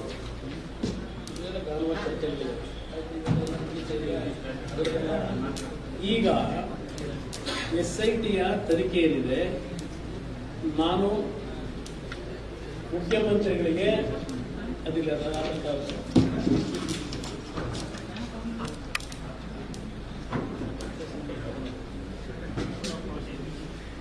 ಈ ಸರ್ಕಾರದಲ್ಲಿ SITನವರು ಒಂದು 3-4 ಕಡೆ ಹೇಳ್ತಾರೆ ಸಂತ್ರಸ್ತರನ್ನ ಕಂಪ್ಲೇಂಟ್ ಹುಡುಕ್ತಾ ಇದ್ದೀವಿ, ಸಿಗ್ತಾ ಇಲ್ಲ ಅಂತಾರೆ. ಸರಿಯಾದ ತನಿಖೆ ನಡೆದ್ರೆ ಯಾರ್ಯಾರು ಎಷ್ಟೆಷ್ಟು ಲಕ್ಷ ದುಡ್ಡು ಕೊಟ್ಟು ಅವ್ರ ಕೈಲಿ ಸುಳ್ಳು ಕಂಪ್ಲೇಂಟ್ಗಳನ್ನ ಎದುರಿಸಿ ತಗೋಬೇಕು ಅಂತವ್ರೆ ಅನ್ನೋದು ಅವು ಎಲ್ಲ ಸತ್ಯ ಹೊರಗೆ ಬರುತ್ತೆ. ಅವೆಲ್ಲ ಮಿಸ್ ಮಾಡಬೇಡ, ಸತ್ಯ ಅದು ಹೊರಗೆ ಬರುತ್ತೆ. ಇಲ್ಲಿ ನಿಮ್ಗೆ ಹೇಳ್ಬೇಕು ಅನ್ನೋದಾದ್ರೆ ಅದು ಎತ್ತದು blue corner, yellow corner, red corner ಹುಡುಕ್ತಾವಲ್ಲ. ಪ್ರಜ್ವಲ್ ರೇವಣ್ಣನ್ನು ಹುಡುಕ್ತಾ ಇದ್ರಲ್ಲ, ಅವನ ಪಾಪ ದೇವಸ್ಥಾನ ದೇವ್ರಿಗೆ ಕೈ ಮುಗ್ಕೊಂಡು ಅಯ್ಯೋ ದೇವರೇ ಕಾಪಾಡಪ್ಪ ಅಂತ ಓಡಾಡ್ಕೊಂಡು ಇಲ್ಲೇ ಇದ್ದ. ಅವನೇ ಎಲ್ಲೂ ಹೋಗಿರಲಿಲ್ಲ. ಏನು ರೇವಣ್ಣಗೂ ಏನೋ ಯೆಲ್ಲೋ ಕಾರ್ನರ್ ಅಂತೆ, ರೆಡ್ ಕಾರ್ನರ್ ಅಂತೆ. ಪರಮೇಶ್ವರ್ ಅವರೇ, ನಿಮ್ಮ ಇಲಾಖೆ ಈ 5 ಜನ ಬಿಟ್ರಲ್ಲ, ಆ ಹೆಣ್ಣು ಮಕ್ಕಳು ಮಾನ ಮರ್ಯಾದೆಲ್ಲ ಹಾಳು ಮಾಡಿ ಈ ರಾಜ್ಯದ ಗೌರವ ಹಾಳು ಮಾಡಿಟ್ಟಿರಲ್ಲ. ಎಫ್ಐಆರ್ ಅರಗಲ್ಲ ಹಾಸನದಲ್ಲಿ ಪೆನ್ ಡ್ರೈವ್ ಬಿಟ್ಟು 25,000 ಕೋಟಿ ಕೊಟ್ಟೆ ಇದೆಯಲ್ಲ. ಇಲ್ಲಿ ಪೆನ್ ಡ್ರೈವ್ ಡೀಲ್ ಯಾವನ ಮೇಲೆ ಲುಕ್ಔಟ್ ಕೊಟ್ರಪ್ಪ? ಇವ್ರ ಮೇಲೆ ಯಾವ ಕಲರ್ ಲುಕ್ಔಟ್ ಕೊಟ್ಟಿದ್ದೀನಿ? 15 ದಿವಸ ಆಯ್ತಲ್ಲ. ಗೃಹ ಸಚಿವರಿಗೆ ಕೇಳ್ತೀನಿ, ನಾನು ಇವರಿಬ್ಬರನ್ನು ಕೇಳಲ್ಲ. ಮುಖ್ಯಮಂತ್ರಿನ ನಿಮ್ಮ ಡೆಪ್ಯೂಟಿ ಸಿಎಂ ಕೇಳಲ್ಲ, ಗೃಹ ಸಚಿವನ್ ಕೇಳ್ತೀನಿ. ಇವ್ರ ಮೇಲೆ ಯಾವ ಕಲರ್ದು ಲುಕ್ಔಟ್ ಮಾಡಿದಿರಪ್ಪ?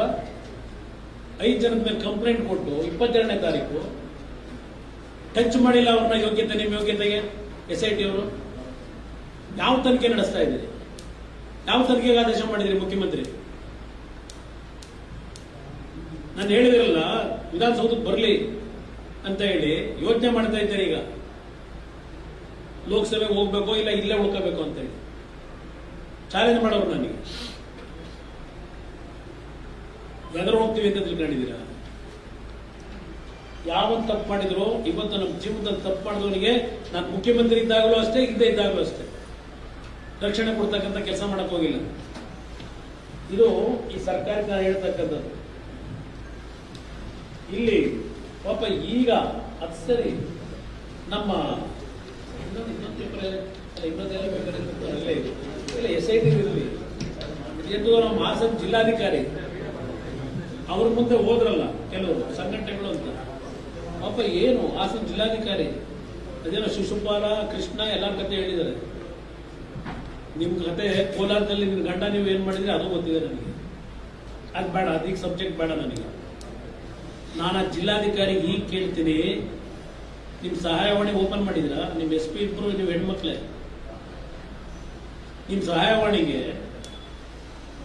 2700 2800 ಅಂತ ಆಗಿರೋದಕ್ಕೆ ಪ್ರಕರಣ, ಇದು ಹೆಣ್ಮಕ್ಳ ಮೇಲೆ. ಈ ಕ್ಷಣದವರೆಗೆ ನಿಮ್ ಮುಂದೆ ಸಹಾಯವಾಣಿಗೆ ಯಾರಾದ್ರೂ ಕಂಪ್ಲೇಂಟ್ ಕೊಟ್ಟಿದ್ದಾರ? ಈಗ ಜನತದು ಅದಿರ್ಲಿ, ಈ ಸಹಾಯವಾಣಿ ಕತೆ ಹೇಳ್ತಾವ್ರಲ್ಲ, ಈ ಜಿಲ್ಲಾಧಿಕಾರಿ ಸಹಾಯವಾಣಿ ಓಪನ್ ಮಾಡೋದೇ ಅವತ್ತು SP ಇವರಿಬ್ರು ಎಷ್ಟು ಜನ ಕೇಳಿ ಅರ್ಜಿ ತಗೊಂಡ್ರು? ಇದೆಯಾ ನಿಮ್ಮ ಹತ್ರ? ಇದೆಂತೂ ನಮ್ಮ ರಾಹುಲ್ ಗಾಂಧಿ ಅವರು ಉದಾಹರಣೆ ಮಹಾನ್ ಬಾಬು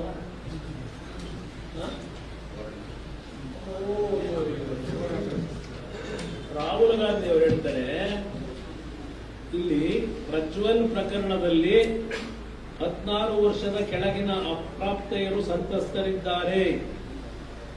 ಪ್ರಜ್ವಲ್ ಕುರಿತು ಮೊದಲೇ ಮಾಹಿತಿ ಇದ್ದರೂ ಆತ ದೇಶದ ಪರಾರಿಯ ತಡೆಯದ ಕೇಂದ್ರ ಗೃಹ ಸಚಿವ ಅಂತ ರಾಹುಲ್ ಗಾಂಧಿ.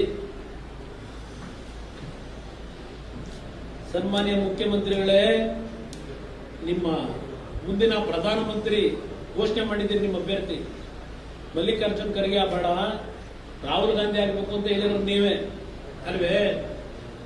16 ವರ್ಷದ ಕೆಳಗಿನ ಅಪ್ರಾಪ್ತೆಯರು ಸಂತ್ರಸ್ತರಿದ್ದಾರೆ ಅಂತೇಳಿ ನಿಮ್ಮ ರಾಹುಲ್ ಗಾಂಧಿ ಈ ಹೇಳಿಕೆ ಕೊಟ್ಟಿದ್ದಾರಲ್ಲ, ಯಾವ ಆಧಾರದ ಮೇಲೆ ನಿಮ್ಮ ರಾಹುಲ್ ಗಾಂಧಿ ಹೇಳಿಕೆ ಕೊಟ್ಟ? ತನಿಖೆ ಕರೆದ್ರ ರಾಹುಲ್ ಗಾಂಧಿನ? ಇಲ್ಲಿವರೆಗೆ 16 ವರ್ಷದ ಹೆಣ್ಮಕ್ಳು ಪೋಸ್ಕೋ ಕೇಸ್ ಹಾಕಿದ್ರೆ ಅಜೀವ ಪರ್ಯಂತ ಜೈಲಿಗೆ ಕಳಿಸಬಹುದು ನಡೆಸ್ತಾ ಇದ್ದಾರಲ್ಲ, ಹುಡುಕ್ತಾ ಇದ್ದೀರಿ 16 ವರ್ಷದ ಗೊತ್ತು ನನಗೆ. ಅದು ನನಗೆ ಮಾಹಿತಿ ಕೊಟ್ಟಿದ್ದಾರೆ.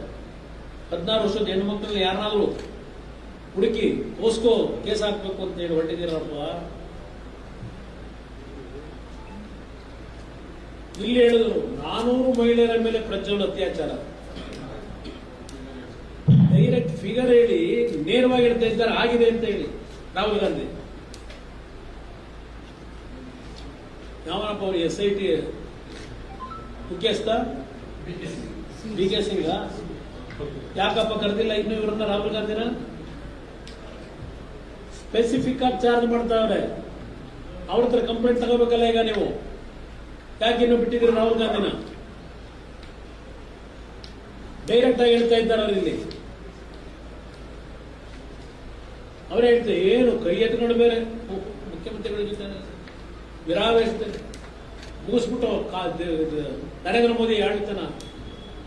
ಇವತ್ತು ನರೇಂದ್ರ ಮೋದಿನ ಅಮಿತ್ ಶಾನ ಈ ಪ್ರಕರಣದಲ್ಲಿ ನೀವು ತಂದಿದ್ದು ಪಾಪ ಈ ಅವೆಂತವ ನಿಮ್ ಗ್ಯಾರಂಟಿ ಯೋಜನೆಗಳು ವರ್ಕೌಟ್ ಆಯ್ತದೋ ಇಲ್ವೋ, ಈ ಪೆನ್ ಡ್ರೈವ್ನ ಇಟ್ಕೊಂಡು ಇವತ್ತು ದೇಶದಲ್ಲಿ ಮತ ಪಡೆಯಲಿಕ್ಕೆ ಇಂಟರ್ನ್ಯಾಷನಲ್ ಲೆವೆಲ್ಗೆ ಸಿಂಗಪುರ್ ಚಾನಲ್ಲೂ former chief prime minister, former chief minister grandson ಏನನ್ನ ತೋರಿಸ್ಕೊಂಡು ಕೂತಿದ್ದೀರಿ. ತೋರಿಸ್ಕೊಂಡ್ರಿ 2900 ಕೇಸು ಅಂತೀರಿ ಹೆಣ್ಮಕ್ಳ ಮೇಲೆ ಆಗಿರೋದು. ಇಲ್ಲಿವರೆಗೆ ಎಷ್ಟು ಜನ ಕೊಟ್ಟರು ಪಾಪ ಒದ್ದಾಡ್ತಾ ಇದ್ದೀರಿ. ಈಗ ನೆನ್ನೆ 4ನೇ ಕೇಸೇನೋ ಹುಡುಕಂಡ್ ಬಂದಿದ್ದೀರಂತೆ ಹೇಳ್ತಾ ಇದ್ದಾರೆ ಟಿವಿಲಿ 4ನೇ ಕೇಸು. ಇಲ್ಲಿ ಯಾವ ತರ ಹೇಳಿಕೆ ಕೊಟ್ರಿ ಪಾಪ ಅಶೋಕ್ ಅವರಿಗೆ ವಿಜೇಂದ್ರ ಹೇಳ್ತಾರೆ. ನಮ್ಮ ಡೆಪ್ಟಿ CM ಅಶೋಕ್ ತಮ್ಮ ಪಕ್ಷದ ಅಧ್ಯಕ್ಷರಾದ ವಿಜೇಂದ್ರ, ಶೋಭಕ್ಕ ಸೇರಿದಂತೆ ಪ್ರಮುಖ ನಾಯಕರನ್ನು ಕರೆದುಕೊಂಡು ಹೋಗಿ ಸಂತ್ರಸ್ತರಿಗೆ ಧೈರ್ಯ ತುಂಬುವ ಕೆಲಸ ಮಾಡಬೇಕು ಅಂತ ಹೇಳಿದ್ದಾರೆ ನಮ್ಮ ಡೆಪ್ಟಿ CM ಅವರು. ಇಲ್ಲಿ ಆ ಪೆನ್ ಡ್ರೈವ್ಗಳಲ್ಲಿ ಆ ಹೆಣ್ಣು ಮಕ್ಕಳನ್ನ ಫೋಟೋಗಳಾಕಿ ಸೃಷ್ಟಿ ಮಾಡಿ ಇವತ್ತು ಬೀದಿ ಹರಾಜು ಹಾಕಿದಿರಲ್ಲ. ಏನ್ ಸಂತ್ರಸ್ತ ಕೆಲಸ ಮಾಡ್ತೀರಿ ನೀವು? ಆ ಹೆಣ್ಣು ಮಕ್ಕಳಿಗೆ ಏನ ಒಂದು ಸ್ಥೈರ್ಯ ತುಂಬ್ತೀರಿ? ಇವತ್ತೆಲ್ಲ ಬರದಾರಲ್ಲ ಅವರು ಹನುಮಂತರಾಯಪ್ಪನವರು. ಇದು ರಾಜ್ಯದ ಮಾನ ಮರ್ಯಾದೆ ಹರಾಜು ಹಾಕಿರೋರು ನೀವು. ಇಲ್ಲಿ ಪಾಪ ಪೆನ್ ಡ್ರೈವ್ ಕುಟುಂಬ DK ಸುರೇಶ್ ವ್ಯಂಗ್ಯ. ಅಪ್ಪ ನೀ ಪೆನ್ ಡ್ರೈವ್ ಅಂತ ನಾನು ಹೇಳೋದಲ್ಲ, ಯಾವ ವಿಡಿಯೋ ಓಡಾಡ್ತಾವಪ್ಪ. ಅದು ಯಾರೋ ಏನ್ ಮೂರ್ತಿ ಇತ್ತು, ಅದು ಯಾರೋ ಒಂದು ಹಳೆ ಕತೆ ನಿಮ್ಗೆ ಎಲ್ಲ ಮೂರ್ತಿನ ಇವ್ರು ಎಂಟ್ರಿ ಹೆಂಗ್ ಬಂತರು, ದುಡ್ಡು ಮಾಡೋದು ಹೆಂಗೆ ಅಂತ. ನನ್ನ ಶಿಷ್ಯ ಖುಷಿ ಆಯ್ತದೆ ಈ ಮಟ್ಟಿಗೆ ಬೆಳೆದಲ್ಲ ಅಂತ ಹೇಳಿ ಪಾಪ ಅದು ಪುಟ್ಟವರಪ್ಪ ಅವರು ಯಾರು ಎಲ್ಲೆನ್ನ ಮೂರ್ತಿ ಅಂತ ಹೇಳಿ. ಆಮೇಲೆ ಅದು ಎತ್ತದ ನಿಮ್ಮ ಹಿಂದೆ ಒಬ್ರು ಆಫೀಸರ್ ಸಂಗ್ರಾಮ್ ಸಿಂಗ್ ಯಾವ್ದು LH ಹೋಗಿ ರೈಡ್ ಮಾಡಿದಾಗ ನೀವೇನೇನ್ ಮಾಡ್ತಾ ಇದ್ರಿ ಅಂತ ಹೇಳಿ ಅವ್ರು ಹೇಳ್ಕೊಂಡವ್ರೆ. ನಾನು ಹೇಳ್ತಿಲ್ಲ. ನಿಮ್ ಸಂಸ್ಕೃತಿ ಪೆನ್ ಡ್ರೈವ್ ಸಂಸ್ಕೃತಿ ಅಂತ ದೇವೇಗೌಡರ ಕುಟುಂಬ. ಕುಮಾರಸ್ವಾಮಿ ಅವ್ರ ಮಗ ನನ್ನ ಮಗ ಅವನು ಅಂತ ಹೇಳಿದ್ರು. ಎಸ್ ಹೇಳಿದ್ದೇನೆ. ಹಾಸನದಲ್ಲಿ ನಮಗೆ ಇವೆಲ್ಲ ಗೊತ್ತಿಲ್ಲ. ಈ ಪ್ರಕರಣ ಈ ರೀತಿ ಆಗಿರೋದು ನಿಮ್ಗೆ ಗೊತ್ತಿತ್ತಲ್ವಪ್ಪ. ಈಗೆಲ್ಲ ಗೊತ್ತಿರಲಿಲ್ಲ. ರಾಹುಲ್ ಗಾಂಧಿ, ಸುರ್ಜೇವಾಲಾ, ಪಾಪ ಸುರ್ಜೇವಾಲಾ ಮೊನ್ನೆ ಬೆಳಗಾವಿಲಿ ಹೇಳಿಕೆ. ಆ ಕಡೆ ಡೆಪ್ಟಿ CM, ಈ ಕಡೆ CM ಸಂತ್ರಸ್ತ ಮಹಿಳೆಯರಿಗೆ ಪಕ್ಷದಿಂದ ಅದಿದ್ದು ಆರ್ಥಿಕ ನೆರವು ಕೊಡ್ತಾರೆ. ಕೂತ್ಕೊಂಡು ಟಿಕ್ ಮಾಡಿದ್ದು ಯಾರು? ಸುರ್ಜೇವಾಲಾ. ಯಾರ್ಯಾರು ಫೋಟೋ ಬಿಡಬೇಕು ಅಂತ ಮಿಸ್ಟರ್ ಸುರ್ಜೇವಾಲಾ ಕೂತ್ಕೊಂಡ್ರಲ್ಲ ನೀವೆಲ್ಲ ಟೀಮು. ಮೊದಲನೇ ಇದರಲ್ಲಿ ಎಪಿಸೋಡ್ನಲ್ಲಿ ಯಾವ ಹೆಣ್ಮಕ್ಳು ಫೋಟೋ ಬಿಡಬೇಕು, ಎರಡನೇದು ಯಾವ ತರ ಬಿಡಬೇಕು ಅಂತ ಹೇಳಿ ಟಿಕ್ ಆಗ್ತಲ್ಲಪ್ಪ. ನೀನು ಆರ್ಥಿಕ ನೆರವು ಕೊಡವ ನೀನು ಸುರ್ಜೇವಾಲಾ. ನಿನ್ಗೆ ಯಾವ ಜವಾಬ್ದಾರಿ ಇದೆ? ಸರ್ಕಾರದಿಂದ ನೀವೇ ಕೊಡ್ತೀರಿ. ಸರ್ಕಾರ ಕೊಡೋದು ಸರ್ಕಾರದಿಂದ ಕೊಡಬೇಕು. ನೀವು ಅನೌನ್ಸ್ ಮಾಡೋಕ್ಕಾಯ್ತದ? ಅಲ್ಲೆಲ್ಲ ಕೋಲಾರದಲ್ಲಿ ಹೇಳ್ಕೊಂಡಿದ್ದೀರಿ.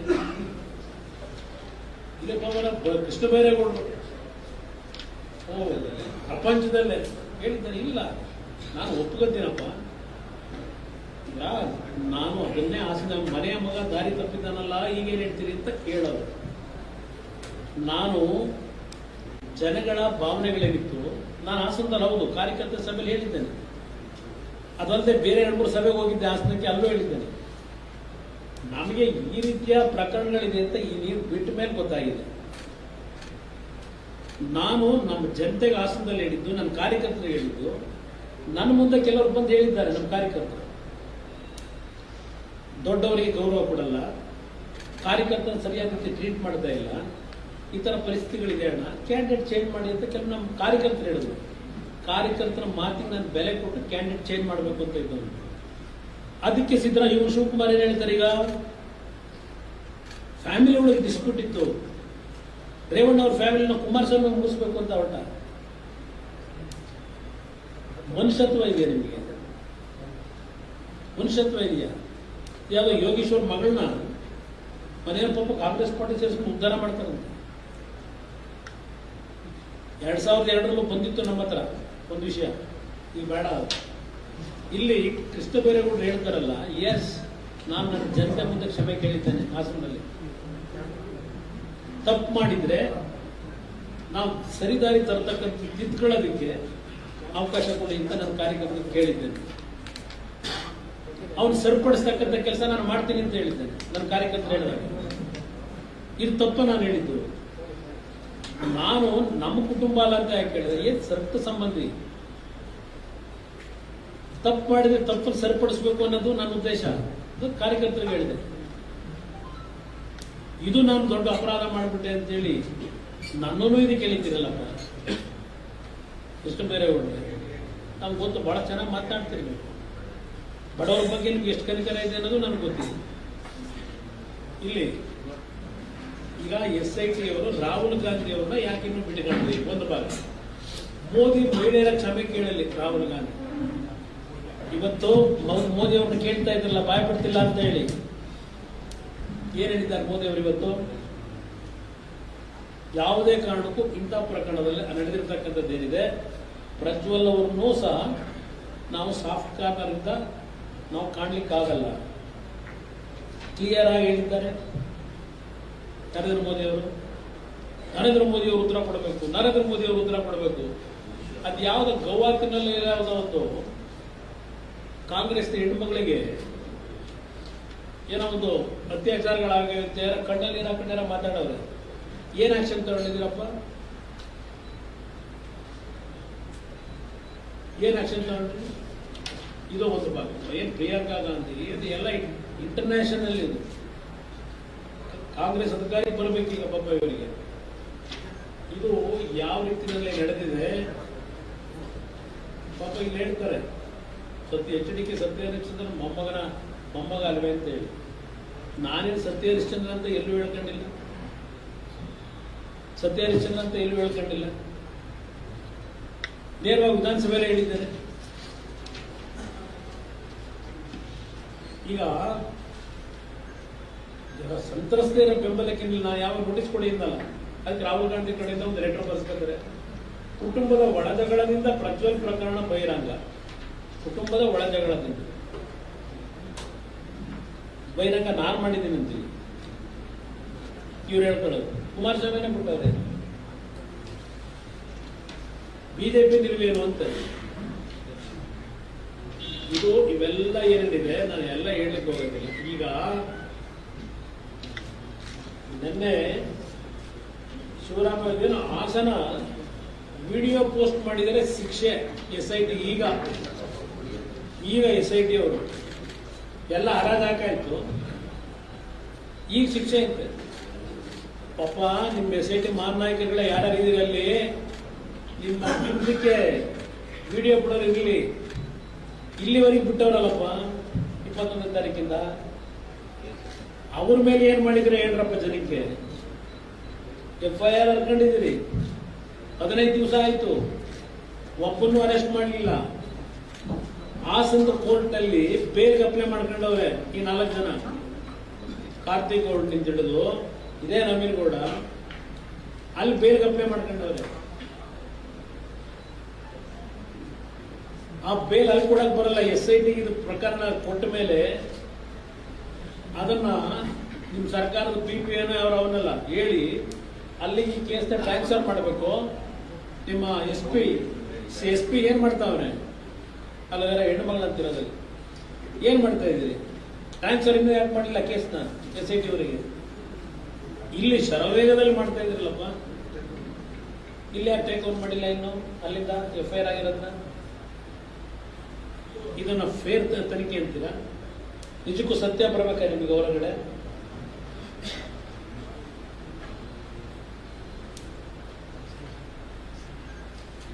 ಮಾಡ್ಬೇಕಾ? ಏನು ಕುಮಾರಸ್ವಾಮಿ ಮೇಲೆ ಏಕವಚನದಲ್ಲಿ ಅಟ್ಯಾಕ್ ಮಾಡಿದ್ದು ನಮ್ಮ ಈಗ ಕೆಲವು ಬಾರಿ ಕುಮಾರಣ್ಣ ಅಂತಾರೆ, ಕೆಲವು ಬಾರಿ ಪಾಪ ಪ್ರೀತಿಯಿಂದ ಇವು ನಮ್ಮ ಕುಮಾರಣ್ಣ ಹೇಳೋರೇ ಅಂತಾರೆ.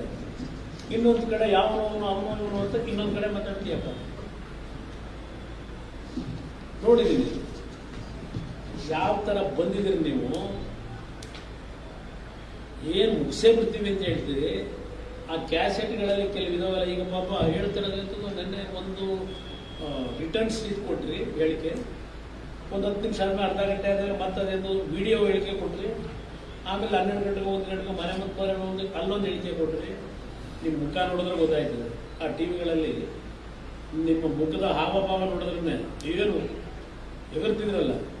ನೆನ್ನೆ ಯಾಕೋ ಸ್ವಲ್ಪ ಬಾಲ ಸುಟ್ಟ ಬೆಕ್ಕು, ಬಾಲ ಸುಟ್ಟ ಬೆಕ್ಕಿನ ಕಥೆ ಆಗಿದೆ. ಕುಡಿತಾ ಈಗ ನೀವು SIT ಇಂದ ತನಿಖೆ ಮಾಡ್ತೀರಾ, ನಿಮ್ಮ ಶಿವಕುಮಾರ್ ಇನ್ವೆಸ್ಟಿಗೇಷನ್ ಟೀಮಿಂದ ಆಗುತ್ತಾ ಮಾಡಕ್ಕೆ ನಿಮ್ಮ ಕೈಲಿ? ಯಾರನ್ನ ಮುಳುಗಿಸ್ಬೇಕು ಅಂತ ಹೊರಟಿದ್ರಿ? ಪಾಪ ಅವನು ಯಾರೋ ಬೇಡ್ತಾನಲ್ಲ, ದೇವೇಗೌಡರ ಕುಟುಂಬನ JDS ಪಕ್ಷವನ್ನ ಸರ್ವನಾಶ ಮಾಡಕ್ಕೆ ಎಲ್ಲ ಸಿದ್ಧತೆ ಮಾಡ್ಕೊಂಡ್ಬಿಟ್ಟಿದ್ದೀವಿ. ಎಲ್ಲ ಹೋಗಿದೆ, ಹೆದರಬೇಡ, ಹೇಳಿಕೆ ಕೊಡು ನಿನ್ನಲ್ಲೋಗಿ. ನನಗೇನಾದ್ರು ಜೀವಕ್ಕೆ ಅಪಾಯ ಆದ್ರೆ ಕುಮಾರಸ್ವಾಮಿ ಕಾರಣ ಅಂತ ಹೇಳಿಕೆ ಕೊಡು ಬರ್ಸುವಂತಾನೆ, ಕುಮಾರಸ್ವಾಮಿ ಕಾರಣ ಅಂತೇಳಿ ಬರ್ಸುವಂತೆ.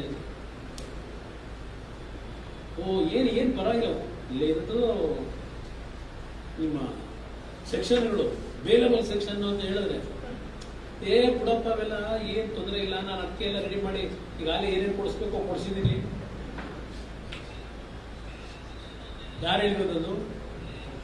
ಇದೇ ನಿಮ್ DK ಶಿವಕುಮಾರ್ ಎಲ್ಲ ರೆಡಿ ಮಾಡ್ಬಿಟ್ಟಿದ್ದೀನಿ. ಅದು ಯಾವನ ಹಿಂದೆ ಒಂದು ಬೇರೆ ಒಂದ್ಸಲ ಪಾಪ ಯಾರ ಬೆಳಗಾಂ ನಮ್ಮ ಸಾಹುಕಾರ ಬಗ್ಗೆ ನಡೀತಲ್ಲ, ಅದೊಂದು ಸ್ವಲ್ಪ ಏನಾಯ್ತು ಅದು ಕೇಸು, ಬೆಳಗಾವಿ ಸಾಹುಕಾರರ ಮೇಲೆ ಇವರಂತಾನೆ ಮಾಡಿದ್ದೆಲ್ಲ, ಕರ್ಕೊಂಬಂದು ಯಾರು ಕೂರಿಸಿ ಎಲ್ಲ ಇದು ಮಾಡ್ಕೊಂಡು ಅದು ಇದೆ. ಪಾಪ ಒಂದು ಆಡಿಯೋ ಇದೆ, 30-40 ಕೋಟಿ ಖರ್ಚು ಮಾಡಿದ್ದೀನಿ ಆ ಕೇಸಲ್ಲಿ. ಆ ಆಡಿಯೋನೂ ಇದೆ, ಬೆಳಗಾವಿ ಸಾಹುಕಾರನ ಟ್ರ್ಯಾಪ್ ಮಾಡಿರೋದು. ಇಲ್ಲಿ ದೇವೇಗೌಡರ ಕುಟುಂಬನ ಸರ್ವನಾಶ ಮಾಡ್ತೀನಿ ಅಂತ ಹೇಳ್ತೀರಲ್ಲಪ್ಪ, ಈ ಜನತೆಲ್ಲ ಅಷ್ಟು ಸುಲಭ ಸರ್ವನಾಶ ಮಾಡೋಕ್ಕಾಗಲ್ಲ. ಭಗವಂತ ಇದ್ದಾನೆ ಕಾಪಾಡಕ್ಕೆ. ಇಲ್ಲಿ ನಮ್ಮ ಡಿಮ್ಯಾಂಡು ಈಗ ನಾವು ಬೇಕಾಗಿರೋದು, ನಿನ್ನೆ CBIಗೆ ಚಾಲೆಂಜ್ ಮಾಡಿದ್ರಲ್ಲ, ಮಾಡಬೇಕು ಅಂತೇಳಿ. ಬಹುಶಃ ವಿವೇಕ್ ಸುಬ್ಬಾರೆಡ್ಡಿ ಅವರು ಏನೋ ಒಂದು ಮಾತು ಹೇಳಿದ್ರು, CBIಯೂ ಬೇಡ, SITನೂ ಬೇಡ, ಜುಡಿಷಿಯಲ್ ಎನ್ಕ್ವೈರಿ ಯಾರಾದರೂ ನಮ್ಮ ಸುಪ್ರೀಂ ಕೋರ್ಟ್ನ ಸಿಟ್ಟಿಂಗ್ ಜಡ್ಜು, ಹೈಕೋರ್ಟ್ ಸಿಟ್ಟಿಂಗ್ ಜಡ್ಜ್ನ ನೇಮಕ ಮಾಡಿ ಅವರ ಒಂದು ಸಮ್ಮುಖದಲ್ಲಿ ಇದರ ಬಗ್ಗೆ ತನಿಖೆ ಆಗಲಿ ಅಂತ ಅವ್ರು ಕೇಳಿದ್ದಾರೆ. ನ್ಯಾಯಯುತವಾದಂಥ ಒಂದು ತನಿಖೆ ಕೊಡಪ್ಪ ಅಂತ ಮುಖ್ಯಮಂತ್ರಿ ಕೇಳಿದ್ದೀನಿ. CBIಗೆ ಬೇಡ, ಯಾರಾದ್ರೂ ನ್ಯಾಯಯುತವಾಗಿ ಒಂದು ತನಿಖೆ ತರಲಿಕ್ಕೆ ಜುಡಿಷಿಯರಿ ಎನ್ಕ್ವೈರಿ ಕೊಡಿ. ಇದು ನಾನು ಕೇಳ್ತಕ್ಕಂಥದ್ದು. ಇಲ್ಲಿ ನಾನು ಇವತ್ತು ಸರ್ಕಾರಕ್ಕೆ ಡಿಮ್ಯಾಂಡ್ ಮಾಡ್ತಕ್ಕಂಥದ್ದು, DK ಶಿವಕುಮಾರ್ ಕಾನ್ಸ್ಪಿರಸಿ ಏನಿದೆ, ಆ ಹೆಣ್ಣು ಮಕ್ಕಳ ಇದು ನಿಮ್ಮ ಪೆನ್ ಡ್ರೈವ್ಗಳಲ್ಲಿ ಏನು ಕ್ರೋಧೀಕರಿಸಿದಿರಿ, ಆ ಹೆಣ್ಣು ಮಕ್ಕಳ ಮಾನಹಾರ ಹಾಕಿದಿರಿ. ಆ ಹಿನ್ನೆಲೆಯಲ್ಲಿ DK ಶಿವಕುಮಾರ್ ಅವರ ಕಾನ್ಸ್ಪಿರಸಿ ಇರ್ತಕ್ಕಂಥದ್ದು ಎದ್ದು ಕಾಣ್ತಾ ಇದೆ. ಫಸ್ಟ್ DK ಶಿವಕುಮಾರ್ನ ಕ್ಯಾಬಿನೆಟ್ ಇಂದ ಸಸ್ಪೆಂಡ್ ಮಾಡಬೇಕು, ಡಿಸ್ಮಿಸ್ ಮಾಡಬೇಕು. ಇದು ನಮ್ಮ ಡಿಮ್ಯಾಂಡ್. ಅಷ್ಟು ಸುಲಭವಾಗಿ ಬಿಡೋದಿಲ್ಲ ಈ ಕೇಸ್ನ, ಮುಚ್ಚಾಕಲಕ್ಕೂ ಬಿಡೋದಿಲ್ಲ. ಇದರಲ್ಲಿ ಯಾರೇ ತಪ್ಪು ಮಾಡಿರಲಿ ಆ ತಪ್ಪಿಗೆ ಶಿಕ್ಷೆ, ತಲೆದಂಡ ಆಗಲೇಬೇಕು. ಈ ಪ್ರಕರಣದಲ್ಲಿ ವಿಡಿಯೋ ಪ್ರಕರಣ ಹೆಂಗ್ ಪ್ರಾರಂಭ ಆಗಿದೆ, ಅಂತಿಮ ಎಲ್ಲಿ ತಗೊಂಡೋಗಿ ನಿಲ್ಲಿಸ್ಕೊಂಡಿದ್ದೀರಿ, ಇದೆಲ್ಲ ಪಾರದರ್ಶಕವಾದಂಥ ರೀತಿಯಲ್ಲಿ ತನಿಖೆ ಆಗಬೇಕು. ಥ್ರೂಔಟ್ ಈ ಇಶ್ಯೂನಲ್ಲಿ DK ಶಿವಕುಮಾರ್ನ ಕಾನ್ಸ್ಪರೆನ್ಸಿ ಏನಿದೆ, he must be suspended from the cabinet. If this chief minister have any at least moral ground is there, morally if he is ready to accept all these things. ನೈತಿಕತೆ ಏನಾಗ್ತಿದೆ, you must suspend D K Shivakumar from the cabinet. SIT ಆಫೀಸರ್ಗಳು ಈ ಕ್ಷಣದವರೆಗೂ ನಾವು ನೋಡಿದ್ರೆ D K ಶಿವಕುಮಾರ್ನ ಸಿದ್ದರಾಮಯ್ಯನವರ ಏಜೆಂಟ್ಗಳಾಗಿ ಕೆಲಸ ಮಾಡ್ತಾ ಇದ್ದಾರೆ. ಪ್ರತಿದಿನ ಹೋಗೋದು, ಅವ್ರ ಡೈರೆಕ್ಷನ್ನ ಏನು ಮಾಡಬೇಕು ಅಂತ ಕೇಳೋದು, ಅದರ ಮೇಲೆ ಇವರು ಮೂವ್ಮೆಂಟ್ಗಳು. ನಿನ್ನೆ ಅವರೇನು ದೇವರಾಜೇಗೌಡರು ಒಂದು ಮಾತಿಡೋದ್ರಲ್ಲಿ ಯಾರೋ ಇಬ್ಬರು SP ಗಳನ್ನ ಹಾಕಿದಿರಲ್ಲ, ಯಾತಕ್ಕೆ ದೇವರಾಜೇಗೌಡರಿಗೆ ಹೀಗೆ ಬರ್ಕೊಡು ಅಂತ ಕೇಳಿದ್ರು, ಒಂದು ಪ್ಯಾರಾ ತೆಗೆದಾಕು ಅಂತ ಯಾಕೆ ಡಿಮ್ಯಾಂಡ್ ಮಾಡೋದು ಹೇಳಿದ್ದಾರಲ್ಲ ನಿನ್ನೆ ಅವರು. ಇನ್ನೂ ಅಫಿಷಿಯಲ್ ಆಗಿ ಕರೆದಿಲ್ಲ ಅವರು ದೇವರಾಜೇಗೌಡರನ್ನ, ಅನ್ಅಫಿಷಿಯಲ್ ಆಗಿ ಕರೆಸವ್ರೆ. ಅಫಿಷಿಯಲ್ ಆಗಿ ಇಲ್ಲಿವರೆಗೆ ಯಾಕೆ ಕರೆಸಲಿಲ್ಲ, ನೋಟಿಸ್ ಯಾಕೆ ಕೊಡಲಿಲ್ಲ, ಅನ್ಅಫಿಷಿಯಲಿ ಯಾಕೆ ಕರೆಸ್ಕೊಂಡ್ರಿ 2 ಬಾರಿ?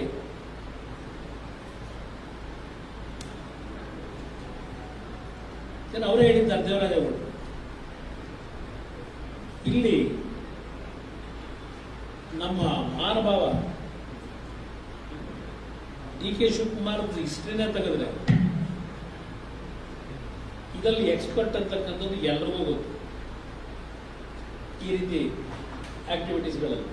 ಅದರಿಂದ ಇಂಥವ್ರನ್ನ ಡೆಪ್ಟಿ CM ಆಗಿ ಇಟ್ಕೊಂಡು ನೀವು ಯಾವ SIT ಮುಖಾಂತರ ಏನ್ ಪಾರದರ್ಶಕವಾದ ತನಿಖೆ ನಡೆಸ್ಕೊತೀರಿ? ಅದರಿಂದ ನಾವು ನಿಮಗೆ ಧೈರ್ಯ ಇದ್ರೆ, ಇದು ಹೆಣ್ಣು ಮಕ್ಕಳಿಗೆ ನಿಜವಾದಂತ, ಅವರಿಗೆ ಅನ್ಯಾಯ ಆದಂತ ಹೆಣ್ಣು ಮಕ್ಕಳಿಗೆ ಒಂದು ನ್ಯಾಯ ದೊರಕಬೇಕು ಅನ್ನೋದಿದ್ರೆ ಕೊಡಿ, CBI ಬರಲಿ ಎಲ್ಲ ವಿಷಯ. ಇದರಲ್ಲಿ ಯಾವ್ಯಾವ ಹಣಕಾಸಿನ ವ್ಯವಹಾರಗಳು ನಡೆದಿದ್ದಾವೆ, ಈಗ ನೀವು ಯಾರ್ಯಾರ ಮೇಲೆ ಆಮಿಷ ಹೊಡ್ತಾ ಇದ್ದೀರಿ ಅಧಿಕಾರಿಗಳು ಹೋಗಿ,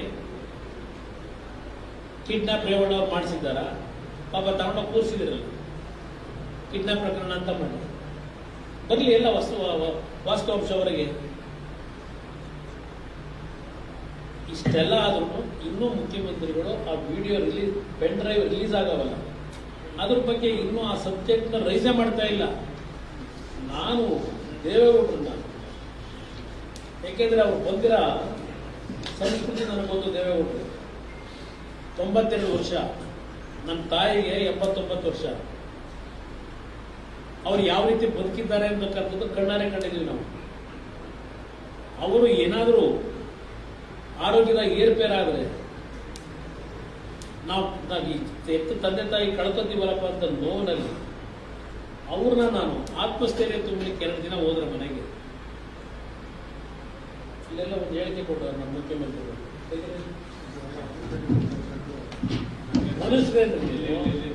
ಮನುಷ್ಯರೇನ್ರಿ HDK ರೇವಣ್ಣ ಕುಟುಂಬದ ಸಂಘಟಿತ ಪಾಪ ಕೃತ್ಯ. ಈ ಹೇಳಿಕೆ ಕೊಟ್ಟ ಮುಖ್ಯಮಂತ್ರಿ ಯಾವ SIT ತನಿಖೆ ನಡೆಸ್ತಿರ್ರಿ? ನೀವೊಬ್ಬ ರಾಜ್ಯದ ಮುಖ್ಯಮಂತ್ರಿಯಾಗಿ ಈ ರೀತಿ ಸರ್ಟಿಫಿಕೇಟ್ ಕೊಟ್ಟ ಮೇಲೆ, ಈ ರೀತಿ ನಮ್ಮ ಕುಟುಂಬದ ಮೇಲೆ ನೀವು ಈ ಹೇಳಿಕೆ ಕೊಟ್ಟ ಮೇಲೆ ನಿಮ್ಮ ಅಧಿಕಾರಿಗಳಿಂದ ನ್ಯಾಯ ಕೊಡ್ತೀರಾ? HDK ರೇವಣ್ಣ ಕುಟುಂಬದ ಸಂಘಟಿತ ಪಾಪ ಕೃತ್ಯ, ತಮಗೂ ರೇವಣ್ಣ ಕುಟುಂಬಕ್ಕೂ ಸಂಬಂಧವಿಲ್ಲ ಎನ್ನುತ್ತಿದ್ದ ಮಾಜಿ CM ಕುಮಾರಸ್ವಾಮಿ ದೇವೇಗೌಡರ ನಿವಾಸಕ್ಕೆ ವಕೀಲರನ್ನು ಕರೆದುಕೊಂಡು ಹೋಗಿ ಚರ್ಚೆ ಮಾಡಿರುವುದು ಏಕೆ ಎಂದು CM ಸಿದ್ದರಾಮಯ್ಯ ಹೇಳಿದ್ದಾರೆ. ನಮ್ಮ ಮಾಧ್ಯಮದ ಮಿತ್ರರು ಈ ಪ್ರಕರಣ ಪ್ರಾರಂಭ ಆದ ದಿವಸದಿಂದ ನನ್ನ ಮನೆ ಮುಂದೆನೂ 10 ಕ್ಯಾಮ್ರಾ ಹಾಕೊಂಡು ಕೂತಿದ್ದೀರಿ, ದೇವೇಗೌಡರ ಮನೆ ಮುಂದೆನೂ 10 ಕ್ಯಾಮ್ರಾ ಹಾಕೊಂಡಿದ್ದೀರಿ. ರಾತ್ರಿ 12 ಗಂಟೆವರೆಗೂ, ಬೆಳಗ್ಗೆ 6 ಗಂಟೆಗೆ ಬಂದರೆ 10 ಗಂಟೆವರೆಗೂ 2 ಮನೆ ಹತ್ರ ಕ್ಯಾಮ್ರಾ ಇಟ್ಕೊಂಡು ಕೂತಿದ್ದೀರಿ. ತೆಗೀರಿ ನಿಮ್ಮ ವಿಡಿಯೋ ಕ್ಲಿಪ್ಪಿಂಗ್ಸ್ ನಿಮ್ಮಲ್ಲಿರೋದು. ಯಾವ ವಕೀಲರನ್ನು ಕರ್ಕೊಂಡು ಹೋಗಿದ್ದೀನಿ ನಾನು ದೇವೇಗೌಡರ ಅಥವಾ ಸಮಾಲೋಚನೆ ಮಾಡಲಿಕ್ಕೆ? ಈ ಸಿದ್ದರಾಮಯ್ಯ ಕೇಳ್ತೀನಿ, ನಿಮಗೆ ತಂದೆ ತಾಯಿ ಸಂಬಂಧದ ಒಂದು ಆತ್ಮೀಯತೆ ಬಾಂಧವ್ಯ ಇಲ್ಲದೆ ಇರ್ಬೋದು, ನಾವು ಅದನ್ನು ಗೊತ್ತಿಲ್ಲ. ನಮಗೆ ನಮ್ಮ ತಂದೆ ತಾಯಿ ಆರೋಗ್ಯ ಮುಖ್ಯ ಇದೆ. ಎಷ್ಟೇ ನಾನು ಹೋರಾಟ ಮಾಡ್ಕೊಂಡು ಹೊರಗಡೆ ನಾನು ಪ್ರಚಾರ ಸಭೆ ಮುಗಿದ್ರೆ ರಾತ್ರಿ ಎಷ್ಟೊತ್ತಾಗಲಿ ಹೋಗಿ ಅವರಿಗೆ ಒಂದು ಧೈರ್ಯ ಹೇಳಿ ಮತ್ತೆ ಮನೆ ಹೋಗೋಣ. ಮಾತಿದ್ರೆ ದೇವೇಗೌಡರ ನಿವಾಸ ಅಂತೀರಿ, ದೇವೇಗೌಡರ ನಿವಾಸ ಅಲ್ಲ ಅದು. ದೇವೇಗೌಡರ ಸ್ವಂತ ಮನೆ ಅನ್ನೋದು ಇಲ್ಲ ಅವರಿಗೆ. ಅದು ಅವ್ರ ಮಗಳ ಮನೆ, ಅದು ಅವ್ರ ಮಗಳ ಮನೆ ಅವ್ರು ನೋಡ್ಕೊತಾರೆ ಮಗಳು. ಮಾತು ದೇವೇಗೌಡರು ನಿವಾಸಕ್ಕೆ ಹೋದ್ರು, ಭೇಟಿ ಕೊಟ್ಟರು, ಕುಮಾರಸ್ವಾಮಿ ವಕೀಲರು ಕರ್ಕೊಂಡು ಸಮಾಲೋಚನೆ ಮಾಡೋದು. ಸಿದ್ದರಾಮಯ್ಯನವರೇ, ದೇವೇಗೌಡರಿಂದ ಬೆಳೆದಿದ್ದೀರಿ, ಅವ್ರು ಏನು ಅನ್ನೋದನ್ನ ನಮಗಿಂತ ಚೆನ್ನಾಗಿ ನೀವು ತಿಳ್ಕೊಂಡಿದ್ದೀರಿ. ಅವ್ರ ಬಗ್ಗೆ ಲಘುವಾಗಿ ಮಾತನಾಡಬೇಡಿ. ನಾವೇನೇ ಮಾಡ್ಕೊಂಡ್ರು, ನಾವೇನೇ ತೀರ್ಮಾನ ಮಾಡ್ಕೊಂಡ್ರು, ಮೇಲೊಬ್ಬ ಇದ್ದಾನೆ, ಅಂತಿಮ ತೀರ್ಪು ಅವನು ಕೊಡ್ತಾನೆ ಮೇಲಿರೋನು. ಇದನ್ನು ನಮ್ಮ ಬಂದಿರೋರು ನಾವು.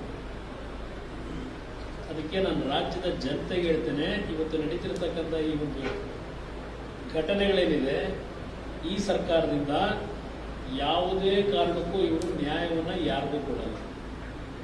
ಇವ್ರಿಗೆ ಬೇಕಾಗಿರೋದು ಪ್ರಚಾರ, ಇವ್ರಿಗೆ ಬೇಕಾಗಿರೋದು ನರೇಂದ್ರ ಮೋದಿಯವರ ಆಡಳಿತವನ್ನು ಇವತ್ತು ತೆಗಿಲಿಕ್ಕೆ ಈ ಪ್ರಕರಣವನ್ನು ಕ್ರೋಢೀಕರಿಸಿಕೊಂಡು ಅಲ್ಲೆಲ್ಲೋ ಡೈಲಿ ಗತಿಗೆ ಎಳೆಯಕ್ಕೆ ಅವ್ರಿಗೆಲ್ಲ ಗೊತ್ತಾಯ್ತಿದೆ. ಎಂಥದ್ದು 1 ಲಕ್ಷ ಯುವಕರಿಗೆ ಕೊಡ್ತೀವಿ, 1 ಲಕ್ಷ ಹೆಣ್ಣುಮಕ್ಳು ಕೊಡ್ತೀವಿ, ಇದು ಯಾವುದೋ ಯಾಕೆ ವರ್ಕೌಟ್ ಆಗ್ತಿಲ್ಲ ಅಂತ ಹೇಳಿ ಈ ಸಬ್ಜೆಕ್ಟ್ ಇಟ್ಕೊಂಡು ಹೊರಟವ್ರೆ.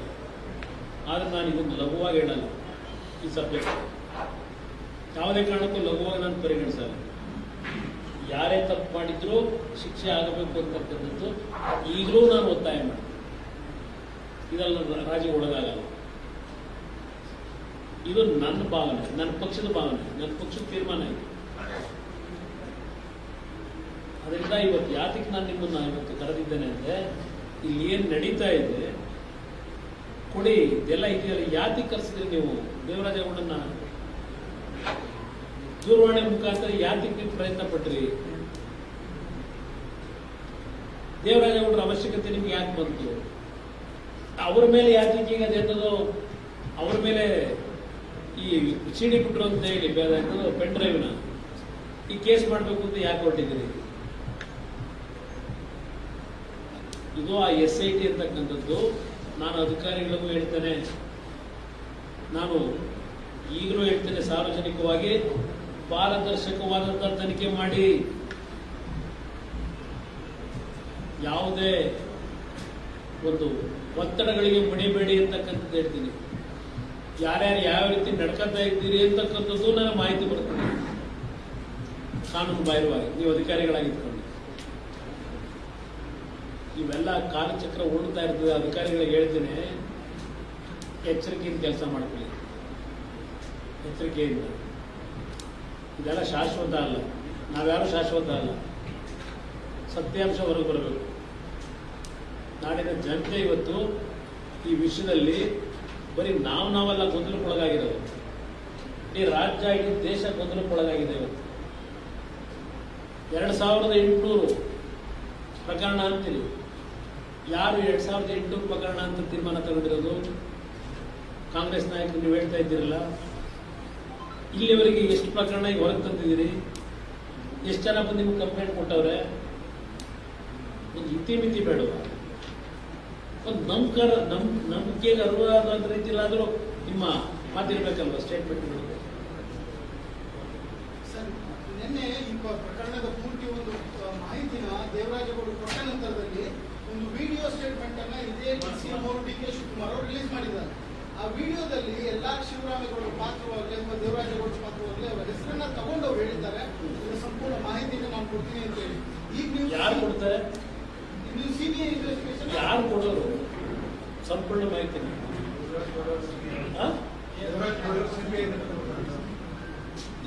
ದೇವರಾಜೇಗೌಡರು ಕೊಡೋದು ಬೇರೆ, ನಿಮ್ DK ಶಿವಕುಮಾರ್ ಏನೋ ಹೇಳೋದಂತಲ್ಲ. ದೇವರಾಜೇಗೌಡರು ಅವತ್ತು ನೆನ್ನೆ ಹೇಳಿದ್ರೆ ಗೊತ್ತಾಯ್ತು, CBI ಕೊಡಿ ಅಂತ ಹೇಳಿದ್ದು, ಸತ್ಯಾಂಶ ಹೊರಬರಲ್ಲ ಅಂತ ಹೇಳಿ.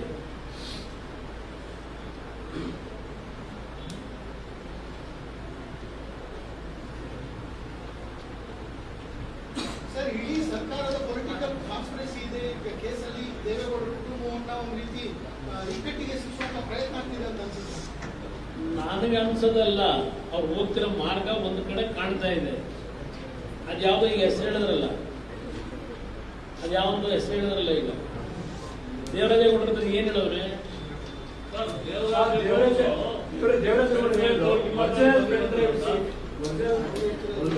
ನಾನು ಹೇಳಿರೋದು ಇಲ್ಲಿ ಹೇಳೋದಿಲ್ಲ, ದೇವೇಗೌಡರ ಕುಟುಂಬ ಸರ್ವನಾಶ ಮಾಡಬೇಕು ಅನ್ನೋದು ಕಾನ್ಸ್ಪಿರೇಷನ್ ಅಂತ ಹೇಳಿ. ಇದು ಆಗಲೇ ಆ ದೇವರಾಜೇಗೌಡರು ಪೆನ್ ಡ್ರೈವಲ್ಲಿ ನೆನ್ನೆ ಹೇಳಲಿಲ್ವಾ? ಯಾರು? ದೇವರಾಜೇಗೌಡರು ಯಾವಾಗ ಹೇಳಿದ್ರೆ ಪ್ರೆಸ್ ಮೀಟ್ ಅಲ್ಲಿ ಏನ್ ಹೇಳವ್ರೆ?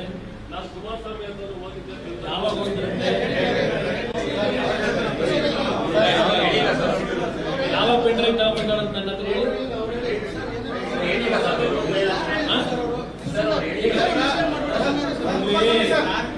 ಪೆನ್ ಡ್ರೈವಿನ ಸಬ್ಜೆಕ್ಟ್ ನನ್ನ ಮುಂದೆ ಏನಾದರೂ ಬಂದಿದ್ರೆ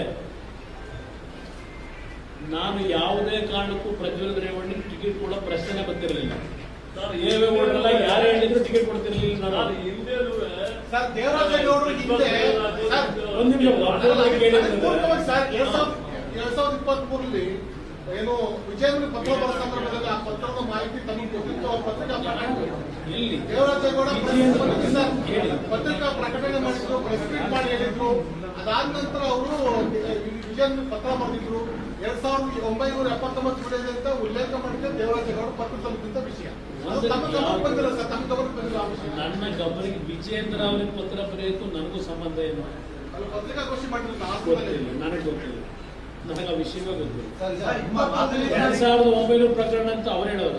ಅವ್ರ ಪತ್ರದ ಉಲ್ಲೇಖ ಮಾಡಿದ್ರು ಸರ್. ಯಾರು? ದೇವರಾಜೇಗೌಡ ಪತ್ರದಲ್ಲಿ ವಿಜಯೇಂದ್ರ ಬರೆದ ಪತ್ರದ ಉಲ್ಲೇಖ. ನನಗೆ ಗೊತ್ತಿಲ್ಲಪ್ಪ, ನನಗದೇ ಗೊತ್ತು. ನನ್ನ ಹತ್ರ ಸಬ್ಜೆಕ್ಟೇ ಬಂದಿದೆ. ಸರ್, ಈಗ ತಾವು ಒಂದ್ ಕಡೆಯಲ್ಲಿ ಹೇಳ್ತೀರಾ ಪ್ರಜ್ವಲ್ ರೇವಣ್ಣ ಪ್ರಕರಣ ಏನಿದೆ ಅದನ್ನ ನಾನು ಸಮರ್ಥನೆ ಮಾಡೋದಿಲ್ಲ, ಯಾವುದೇ ಕಾರಣಕ್ಕೂ ಒಪ್ಪಲ್ಲ ಅಂತ. ಮತ್ತೊಂದು ಕಡೆಯಲ್ಲಿ ನೀವು ಹೇಳ್ತೀರಾ ಸಂತ್ರಸ್ತರು ಒತ್ತಡದಿಂದ ಹೇಳಿಕೆಯನ್ನು ಕೊಟ್ಟಿದ್ದಾರೆ.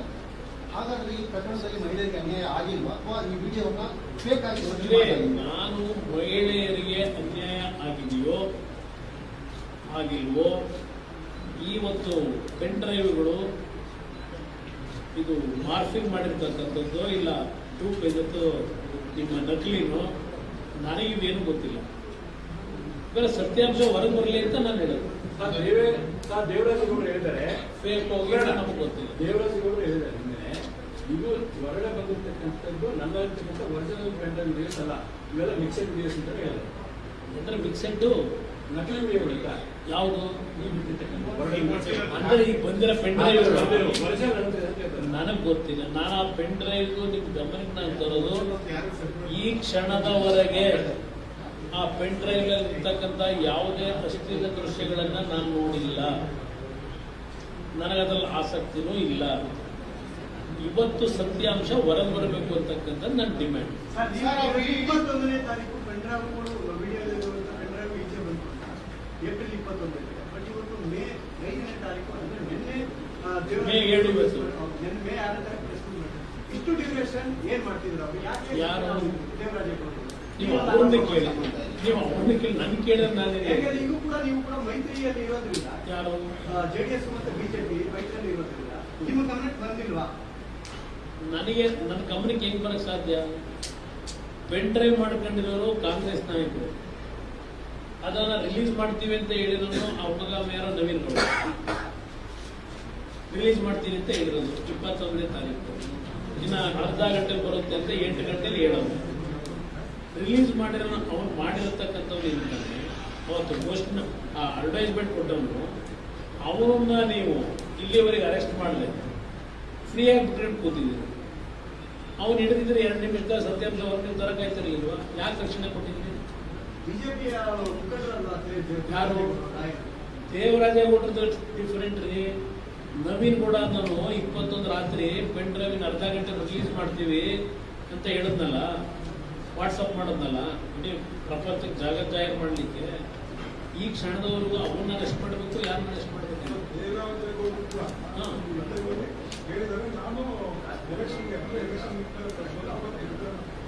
ಯಾರು?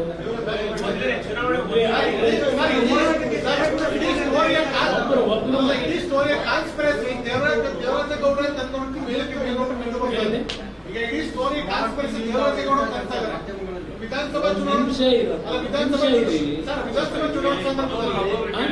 ವಿಧಾನಸಭೆ ಚುನಾವಣೆ ಸಂದರ್ಭದಲ್ಲಿ ರೇವಣ್ಣ ಕುಟುಂಬ ವಿರುದ್ಧ ನಾನು ಹೋರಾಟ ಹಾಕಿದ್ರು. ಅದೇ ಸಂದರ್ಭದಲ್ಲಿ ಈ ವಿಡಿಯೋಗಳಿದೆ ಅಂತ ಅವರು ಅಲ್ಲೇ ಉಲ್ಲೇಖ ಮಾಡಿದ್ರು. ಹಲವಾರು ಸಂದರ್ಭದಲ್ಲಿ ಪ್ರಕಟ ಮಾಡಿದ್ರು. ಆದ್ರೂ ಸಹ ಯಾರು ಕ್ರಮ ಕೈಗೊಳ್ಳಿಲ್ಲ. ಒಂದು ನಿಮಿಷ ಇದೆ, ಯಾಕೆ ಕೊಟ್ಟಿಲ್ಲ ಅವ್ರನ್ನ ಕೇಳಿ ಬಂದರು. ಅವ್ರು ಹೇಳಿ ಹೋರಾಟಕ್ಕೆ ಜಯ ಸಿಕ್ಕಿದೆ ಅಂತ ಹೇಳಿ ಸರ್. ಯಾವ ಹೋರಾಟಕ್ಕೆ? ಅವರ ರೇವಣ್ಣ ಕುಟುಂಬದ ಬಗ್ಗೆ ಆಗಲಿ, ರೇವಣ್ಣರ ಬಗ್ಗೆ ಆಗಲಿ, ಅವ್ರ ಹೋರಾಟ ಲೀಗಲಿ ನಡೆದಿರ್ತಕ್ಕಂಥದ್ದು ಕೋರ್ಟ್ಗಳಲ್ಲಿ ನಡೆದಿದೆ. ರೇವಣ್ಣರ ಪುತ್ರ ಪಾರ್ಲಿಮೆಂಟಿಗೆ ನಿಂತಾಗ ಮೊದಲನೇ ಬಾರಿಗೆ ನಿಂತ ಸಂದರ್ಭದಲ್ಲಿ ಅಫಿಡವಿಟ್ ಏನು ಹಾಕಿದ್ದಾರೆ, ಅದರ ಬಗ್ಗೆ ಎಲೆಕ್ಷನ್ ಪಿಟಿಷನ್ನು, ಅದರ ಮೇಲೆ ಅವರು ಹೋರಾಟ ಮಾಡಿದ್ದಾರೆ. ಅದು ನನ್ನ ಜಯ ದೊರಕಿದೆ ಅಂತ ಅವ್ರು ಹೇಳ್ಕೊಂಡವ್ರು. ಇದ್ರ ಮೇಲೆ ಹೇಳೋರ, ಇದ್ರ ಮೇಲೆ ಎಲ್ಲಿ ಹೇಳೋರು? ಯಾವ ಇದು ಪೆನ್ ಡ್ರೈವ್ ಹೇಳೋರ? ಅವರು ಎಲ್ಲೂ ಸಹ ಅವ್ರು ಹೇಳಿರ್ತಕ್ಕಂಥದ್ದು ಕಾನೂನು ಹೋರಾಟಗಳು ಅವ್ರು ಏನ್ ಮಾಡ್ಕೊಂಡು ಬಂದಿದ್ದಾರೆ, ಅವ್ರು ಜಯ ನನಗೆ ಸಿಕ್ಕಿದೆ ಅಂತ ಹೇಳಿದ್ದಾರೆ. ಇದು ಪೆನ್ ಡ್ರೈವ್ ಕತೆ ಬಂದಿದ್ದು 21 ರಿಲೀಸ್ ಮಾಡಿರೋದು ಬೇರೆ. ಯಾರೋ ಕಾರ್ತಿಕ್ ನೀವೇ ಹೇಳಿದ್ರಲ್ಲ, ಬರ್ತಿದ್ದೀರಲ್ಲ, ಅದೇನೋ ಒಂದು ವಿಡಿಯೋ ಕ್ಲಿಪ್ಪಿಂಗ್ ಕಳಿಸುತ್ತಲ್ಲ, ಎಲ್ಲೋ ಕೂತ್ಕೊಂಡು ಅಜ್ಞಾತ ಸ್ಥಳದಲ್ಲಿ ಕೂತ್ಕೊಂಡು ವಿಡಿಯೋ ರೆಕಾರ್ಡಿಂಗ್ ಮಾಡಿ ನಿಮಗೆ ಕಳಿಸುತ್ತಲ್ಲ 30ನೇ ತಾರೀಕು. ಆ ವ್ಯಕ್ತಿಯಲ್ಲಿರ್ತಕ್ಕಂಥದ್ದು ಆ ಪೆನ್ ಡ್ರೈವ್ನ ನಾನು ಕೊಟ್ಟಿರ್ತಕ್ಕಂಥದ್ದು ದೇವರಾಜ ಗೌಡರಿಗೆ ಒಬ್ಬರಿಗೆ. ಅವನು ಹೇಳಿಯೋದು ಅದೇ ಕಾರಣಕ್ಕೆ ಇವರು ಪ್ರಜ್ವಲ್ ರೇವಣ್ಣ ಸ್ಟೇ ತಗೊಂಡಿದ್ರು. ಒಂದು ನಿಮಿಷ ಇರಿ, ಅದನ್ನೇ ಅವ್ರು ಹೇಳಿರೋದು. ರೇವಣ್ಣ, ಪ್ರಜ್ವಲ್ ರೇವಣ್ಣ ಅವರು ಏನು ಸ್ಟೇ ತಗೊಂಡಿದ್ರು ಅದನ್ನ ವೆಕೇಟ್ ಮಾಡಿಸ್ಬೇಕು ಅಂತ ಹೇಳಿ ನನ್ನ ಹತ್ರ ಯಾರು ಕಾರ್ತಿಕ್ ಅನ್ನೋನು ಬಂದಿದ್ದ ಅಂತಕ್ಕಂಥದ್ದನ್ನು ಅವ್ರು ಹೇಳಿದ್ದಾರೆ. ಅವನು ತಂದಂಥ ಮೆಟೀರಿಯಲ್ನ ನಾನು ಯಾಕೆ ಒಬ್ಬ ವಕೀಲನಾಗಿ ಅದನ್ನು ಸಾರ್ವಜನಿಕವಾಗಿ ತೋರಿಸಬಾರದು, ಕೋರ್ಟ್ ಮುಂದೆ ಇಡಬೇಕು ಅಂತ ಹೇಳಿ ಸೀಲ್ ಮಾಡಿ ಸೈನ್ ಮಾಡಿ ಇಟ್ಟಿದ್ದೇನೆ ಅಂತ ಹೇಳಿದ್ದಾರೆ. ನೆನ್ನೆ ಹೇಳಿದ್ರೆ ಅಷ್ಟೇ ಅಲ್ವಾ ಅವನು?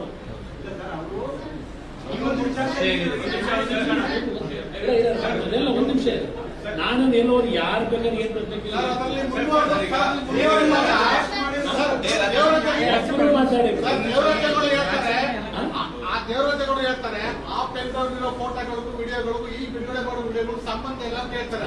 ಅವತ್ತು ಅದನ್ನ ಸೀಲ್ ಮಾಡಿ ಸೈನ್ ಮಾಡಿ ಇಟ್ಕೊಂಡಿದ್ದೆ. ದೇವರಾಜೇಗೌಡ ಯಾಕೆ ಮಾಡಕ್ ಹೋಗೋ ಪೆನ್ ಡ್ರೈವ್ ಏನಿದೆ ಅಂತ? ನಿಮಿಷ ಪೆನ್ ಡ್ರೈವ್ ಇಂದು ಪೆನ್ ಡ್ರೈವ್ ದೇವರಾಜ ಒಬ್ಬರೇ ಎಲ್ಲ ನೋಡಿರೋದು. ಈಗ ದೇವರಾಜೇಗೌಡ ಒಬ್ಬರಲ್ಲ, ಇಡೀ ಪ್ರಪಂಚ, ಸಿಂಗಾಪುರ ಎಲ್ಲ ಕಡೆ ನೋಡ್ತಾವ್ರಲ್ಲ.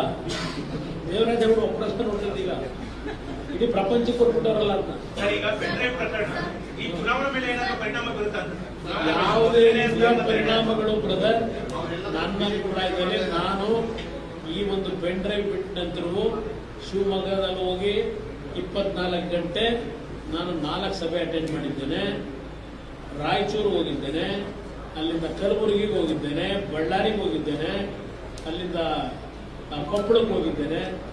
ಎಲ್ಲೂ ಈ ಪೆನ್ ಡ್ರೈವಿನ ಬಗ್ಗೆ ಯಾರೂ ಜನಗಳು ತಲೆ ಕೆಡಿಸ್ಕೊಂಡಿಲ್ಲ. ಮಾಧ್ಯಮಗಳಲ್ಲಿ ಮಾತ್ರ ಇದಕ್ಕೆ ಒಂದು ದೊಡ್ಡ ಮಟ್ಟದ ಒಂದು ವಿಜೃಂಭಣೆ ಸಿಕ್ಕಿದೆ. ನೋಡ್ತಾರೆ, ನೋಡದಿದ್ದ ನೋಡಲ್ಲ. ಚುನಾವಣೆ ಮೇಲೆ ಈಗ ನಾನೇ ನಿಮ್ಗೆ ಹೇಳ್ತಕ್ಕಂಥದ್ದು, ಹಿಂದೆ ಈ ರೀತಿಯ ಪ್ರಕರಣಗಳಲ್ಲಿ ಹಲವಾರು ಜನಗಳನ್ನ ಸಿಲುಕಿಸಿ ನಂತರ ಅವರು ಚುನಾವಣೆಗೆ ಜನಗಳ ಮುಂದೆ ಇದನ್ನೆಲ್ಲ ಪ್ರೊಜೆಕ್ಷನ್ ಕೊಟ್ಟರು. ಚುನಾವಣೆಗೆ ಹೋದಾಗ ಗೆದ್ದು ಬಂದಿದ್ದಾರೆ. No,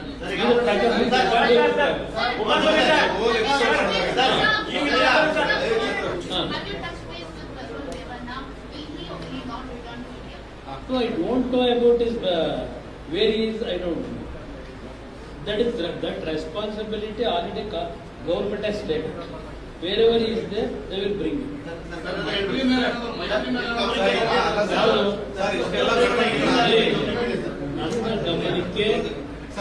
ನನ್ನ ಗಮನಕ್ಕೆ ಅವ್ರು ಎಲ್ಲಿ ಹೋಗಿದ್ದಾರೆ, ಯಾವಾಗ ಹೋದ್ರು ನನಗೇನೂ ಗೊತ್ತಿಲ್ಲ. ನಾನು ರಾಜ್ಯದಲ್ಲಿ ಎರಡೂ ಪಕ್ಷಗಳ ಅಭ್ಯರ್ಥಿಗಳನ್ನ ಗೆಲ್ಲಿಸ್ತಕ್ಕಂಥ ದೃಷ್ಟಿನಲ್ಲಿ ನನ್ನ ಗಮನ ಅಲ್ಲಿಟ್ಟುಕೊಂಡಿದ್ದೇನೆ.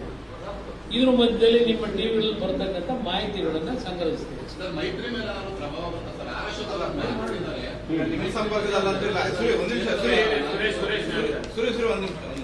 ಸರ್, ಈಗ ನಮ್ಮ ಸಂಪರ್ಕದಲ್ಲಿ ಇಲ್ಲ ಸರ್.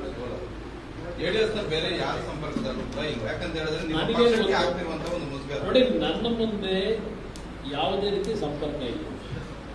ಅವ್ರು ಯಾರ ಜೊತೆ ಸಂಪರ್ಕದಲ್ಲಿ ಇದ್ದಾರೆ ಅಂತಕ್ಕಂಥದ್ದು ನನ್ನ ಹತ್ರ ಮಾಹಿತಿ ಇಟ್ಟಿಲ್ಲ. ನನ್ನ ಹತ್ರ ಅದು ಯಾವ ಮಾಹಿತಿಗಳಿಲ್ಲ.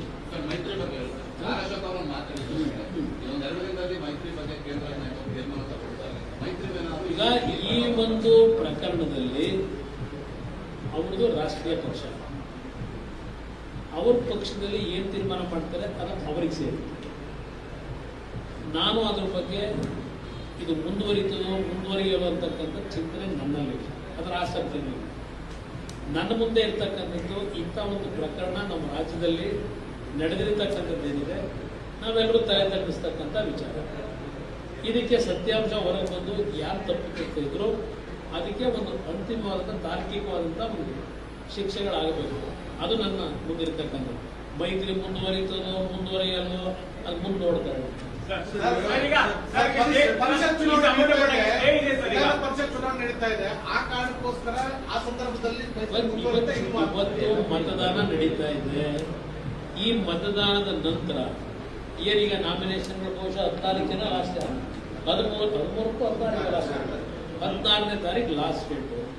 ಅದಕ್ಕಿಂತ ಮುಂಚೆ ನಾವು ಮೈತ್ರಿಯನ್ನ ಮುಂದುವರಿಸಬಾರದು ಅಂತಕ್ಕಂಥದ್ದು ನಮ್ಮಲ್ಲೇನು. ನಾನು ಈ ಮೈತ್ರಿಯ ಒಪ್ಪಂದ ಬಿಜೆಪಿ ಜೊತೆ ಏನು ಮಾಡ್ಕೊಂಡಿದ್ದೇವೆ ಅದು ಒಂದು ಲಾಂಗ್ ರನ್ನಲ್ಲಿ ಹೋಗಬೇಕು ಅಂತಕ್ಕಂಥದ್ದು ನನ್ನ ಒಂದು ತೀರ್ಮಾನದಲ್ಲೇ ಮಾಡ್ಕೊಂಡಿದ್ದೇವೆ. ಈ ಪ್ರಕರಣದಿಂದ ಮುಜುಗರ ಆಗುತ್ತೆ ಅಂತ ಹೇಳಿ ಏನಾದರೂ ತೀರ್ಮಾನ ತೆಗೆದುಕೊಳ್ತಕ್ಕಂಥದ್ದು ಅವ್ರಿಗೆ ಸೇರಿದೆ. ಇದರಲ್ಲಿ ನನ್ನದೇನು ತಕರಾರಿಲ್ಲ, ನಮ್ದೇನಿಲ್ಲ. ನಾನು ಈ ಒಂದು ಮೈತ್ರಿ ಮಾಡ್ಕೊಂಡ ಉದ್ದೇಶ ಈ ಮೈತ್ರಿ ಆಗಿದ್ದೇ ಕಾಂಗ್ರೆಸ್ನವರಿಗೆ ನಿದ್ದೆಗೆಟ್ಟಿರೋದು. ಕಾಂಗ್ರೆಸ್ ಇಷ್ಟೆಲ್ಲ ಈ ಕುತಂತ್ರ ನಡ್ಕೊಂಡು ಕೂತಿರೋದು ಆ ಮೈತ್ರಿ ಆದ ನಂತರ ಅವರ ಒಂದು ವೇಗ ಇತ್ತಲ್ಲ, ಸ್ಪೀಡು, ಆ ಗ್ಯಾರಂಟಿ ಸ್ಕೀಮು ಅವೆಲ್ಲ ಮುಳುಗೋಯ್ತು.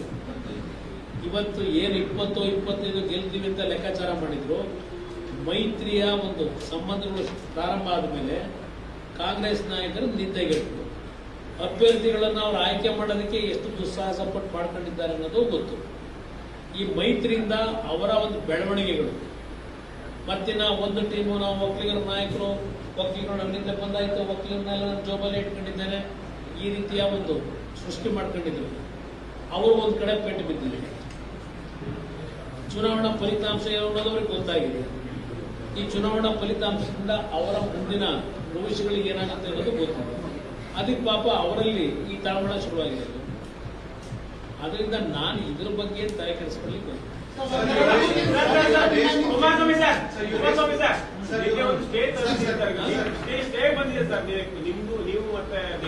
ನಾನು ಅದನ್ನ ಯಾಕೆ ಸ್ಟೇ ಅಂತ ತಗೊಂಡಿದ್ದೇನೆ, ಈ ಪ್ರಕರಣಕ್ಕೆ ಸಂಬಂಧಪಟ್ಟಾಗೆ ನಮ್ಮ ಹೆಸರನ್ನ ಪದೇ ಪದೇ ಕೆಲವು ದೇವೇಗೌಡರು, ಕುಮಾರಸ್ವಾಮಿ ಇದನ್ನೇ ತಂದಿದ್ರು. ಇದನ್ನ ನಮ್ಮ ಹೆಸರನ್ನ ಈ ಒಂದು ಪ್ರಕರಣದಲ್ಲಿ ಯಾವುದಕ್ಕೂ ತರಬಾರದು ಅಂತಕ್ಕಂಥದ್ದು ಹೇಳಿದೆ. ನಾನು ಇಲ್ಲಿ ಇವತ್ತು ನನ್ನ ಈ ಪ್ರೆಸ್ ಕಾನ್ಫರೆನ್ಸು ಇದಕ್ಕೆ ಸಂಬಂಧಪಟ್ಟಾಗೆ ನಾನು ಒಬ್ಬ ಜನಪ್ರತಿನಿಧಿಯಾಗಿ ಈ ಒಂದು ರಾಜ್ಯದಲ್ಲಿ ಒಂದು ಪಕ್ಷದ ಶಾಸಕಾಂಗ ಪಕ್ಷದ ನಾಯಕನಾಗಿ ಇವತ್ತು ದಾರಿ ಏನು ತಪ್ತಾ ಇದೆ ರಾಜಕೀಯವಾಗಿ ಇಲ್ಲಿ ನಡೀತಿರ್ತಕ್ಕಂಥ ಘಟನೆಗಳ ಬಗ್ಗೆ, ಇದು ನನ್ನ ವೈಯಕ್ತಿಕ ಅಲ್ಲ, ಇದು ರಾಜ್ಯದಲ್ಲಿ ನಡೀತಿರ್ತಕ್ಕಂಥ ಬೆಳವಣಿಗೆ. ಇದರ ಬಗ್ಗೆ ರಾಜ್ಯದ ಒಂದು ಪಕ್ಷದ ಅಧ್ಯಕ್ಷ ಮತ್ತು ಶಾಸಕಾಂಗ ಪಕ್ಷದ ನಾಯಕನಾಗಿ ನನ್ನ ಜವಾಬ್ದಾರಿ ಇವತ್ತಿನ ಜನತೆ ಮುಂದೆ ತರಬೇಕು. ಅದಕ್ಕೆ ನಿಮ್ಮ ಮುಂದೆ ಇವತ್ತು ಗೊತ್ತಿದೆ.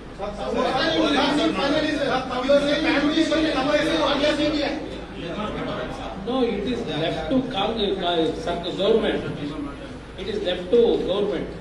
If they have any responsibility, if they have any moral rights to save their face, to save the government face, it is left to Congress. Our demand is fair enquiry. We are demanding fair enquiry. That is our demand. The way in which they are misusing this society, here we are questioning them. Sir, your WhatsApp made allegations against Mr. Rahul Gandhi and Mr. Surjewala. Yes. So what exactly is it? If you can repeat in English, please. Rahul Gandhi, when he participated in Shivamogga in a public meeting, he directly charged about this episode that Prajwal Revanna is involved in raping 400 women is charged. Rahul Gandhi charged in the public platform, in the media. Revanna, Prajwal Revanna raped more than 400 women. He charged directly. Then he had some information about that issue. He had some evidence. Why this SIT up till this time they have not issued notice to Rahul Gandhi? He is directly attacked in this issue. Revanna has done it. Prajwal Revanna directly is charging. I think he had some information or evidences. Why they are kept quiet? This society. Why they have not given notice to him? This is my question to Rahul Gandhi and even Congress. Surjewala issue, when all these things, they got the information, after the election process started, they came to know that Congress will going to actually lose all the parliamentary seats. For that reason only, he has taken the lead. So you are alleging that Yes. All these people, they sat and they decided to expose this issue to mislead the people, to get the vote for the Congress. All are collided. He only ticked the photos. Which photo we have to release, which photo has to release. All those things he only actually identified. Sir, ಈಗ ನೀವು SIT ತನಿಖೆ ಬೇಡ ಅಂತಿದ್ದೀರಾ, CBI ತನಿಖೆ ಕೂಡ ನಾನು brother ಯಾವ ತನಿಖೆ ಬೇಡ ಅಂತ ಹೇಳ್ತಾ ಇಲ್ಲ. ಸತ್ಯಾಂಶ ಹೊರಬರ್ತಕ್ಕಂಥದ್ದಕ್ಕೆ ಪಾರದರ್ಶಕವಾದಂಥ ರೀತಿಯಲ್ಲಿ ಯಾವುದೇ ರೀತಿಯ ಇನ್ಫ್ಲೂಯೆನ್ಸ್ಗೆ ಒಳಗಾಗದೆ ಯಾರಿಗೆ ಇವತ್ತು ಅನ್ಯಾಯ ಆಗಿದೆ ಅವರಿಗೆ ನ್ಯಾಯವನ್ನು ಕೊಡಿಸಬೇಕಾದಂಥದ್ದು ಸರ್ಕಾರದ ಜವಾಬ್ದಾರಿ. ಪ್ರಚಾರ ಮಾಡೋಕ್ಕಲ್ಲ SIT ರಚನೆ ಮಾಡ್ಕೊಂಡಿರೋದು. ಅದನ್ನು ನಾನು ಹೇಳ್ತಾ ಇದ್ದೆ. ಅಲ್ಲ, ಸರ್, ತಾವು CBI ತನಿಖೆ ಮಾಡಿ ಅಂತ ಕೇಂದ್ರಕ್ಕೆ ಒತ್ತಾಯ ಮಾಡ್ತಾರೆ. ಈಗ ಕೋರ್ಟ್ ಮುಂದೆ ಈ ಇಶ್ಯೂ ನಾವು ತಗೊಂಡು ಹೋಗಲೇಬೇಕು. Ultimately, court has to decide. Let us see. We will going to give honorable governor also. We will going to give a complaint about this government misusing their power. One more.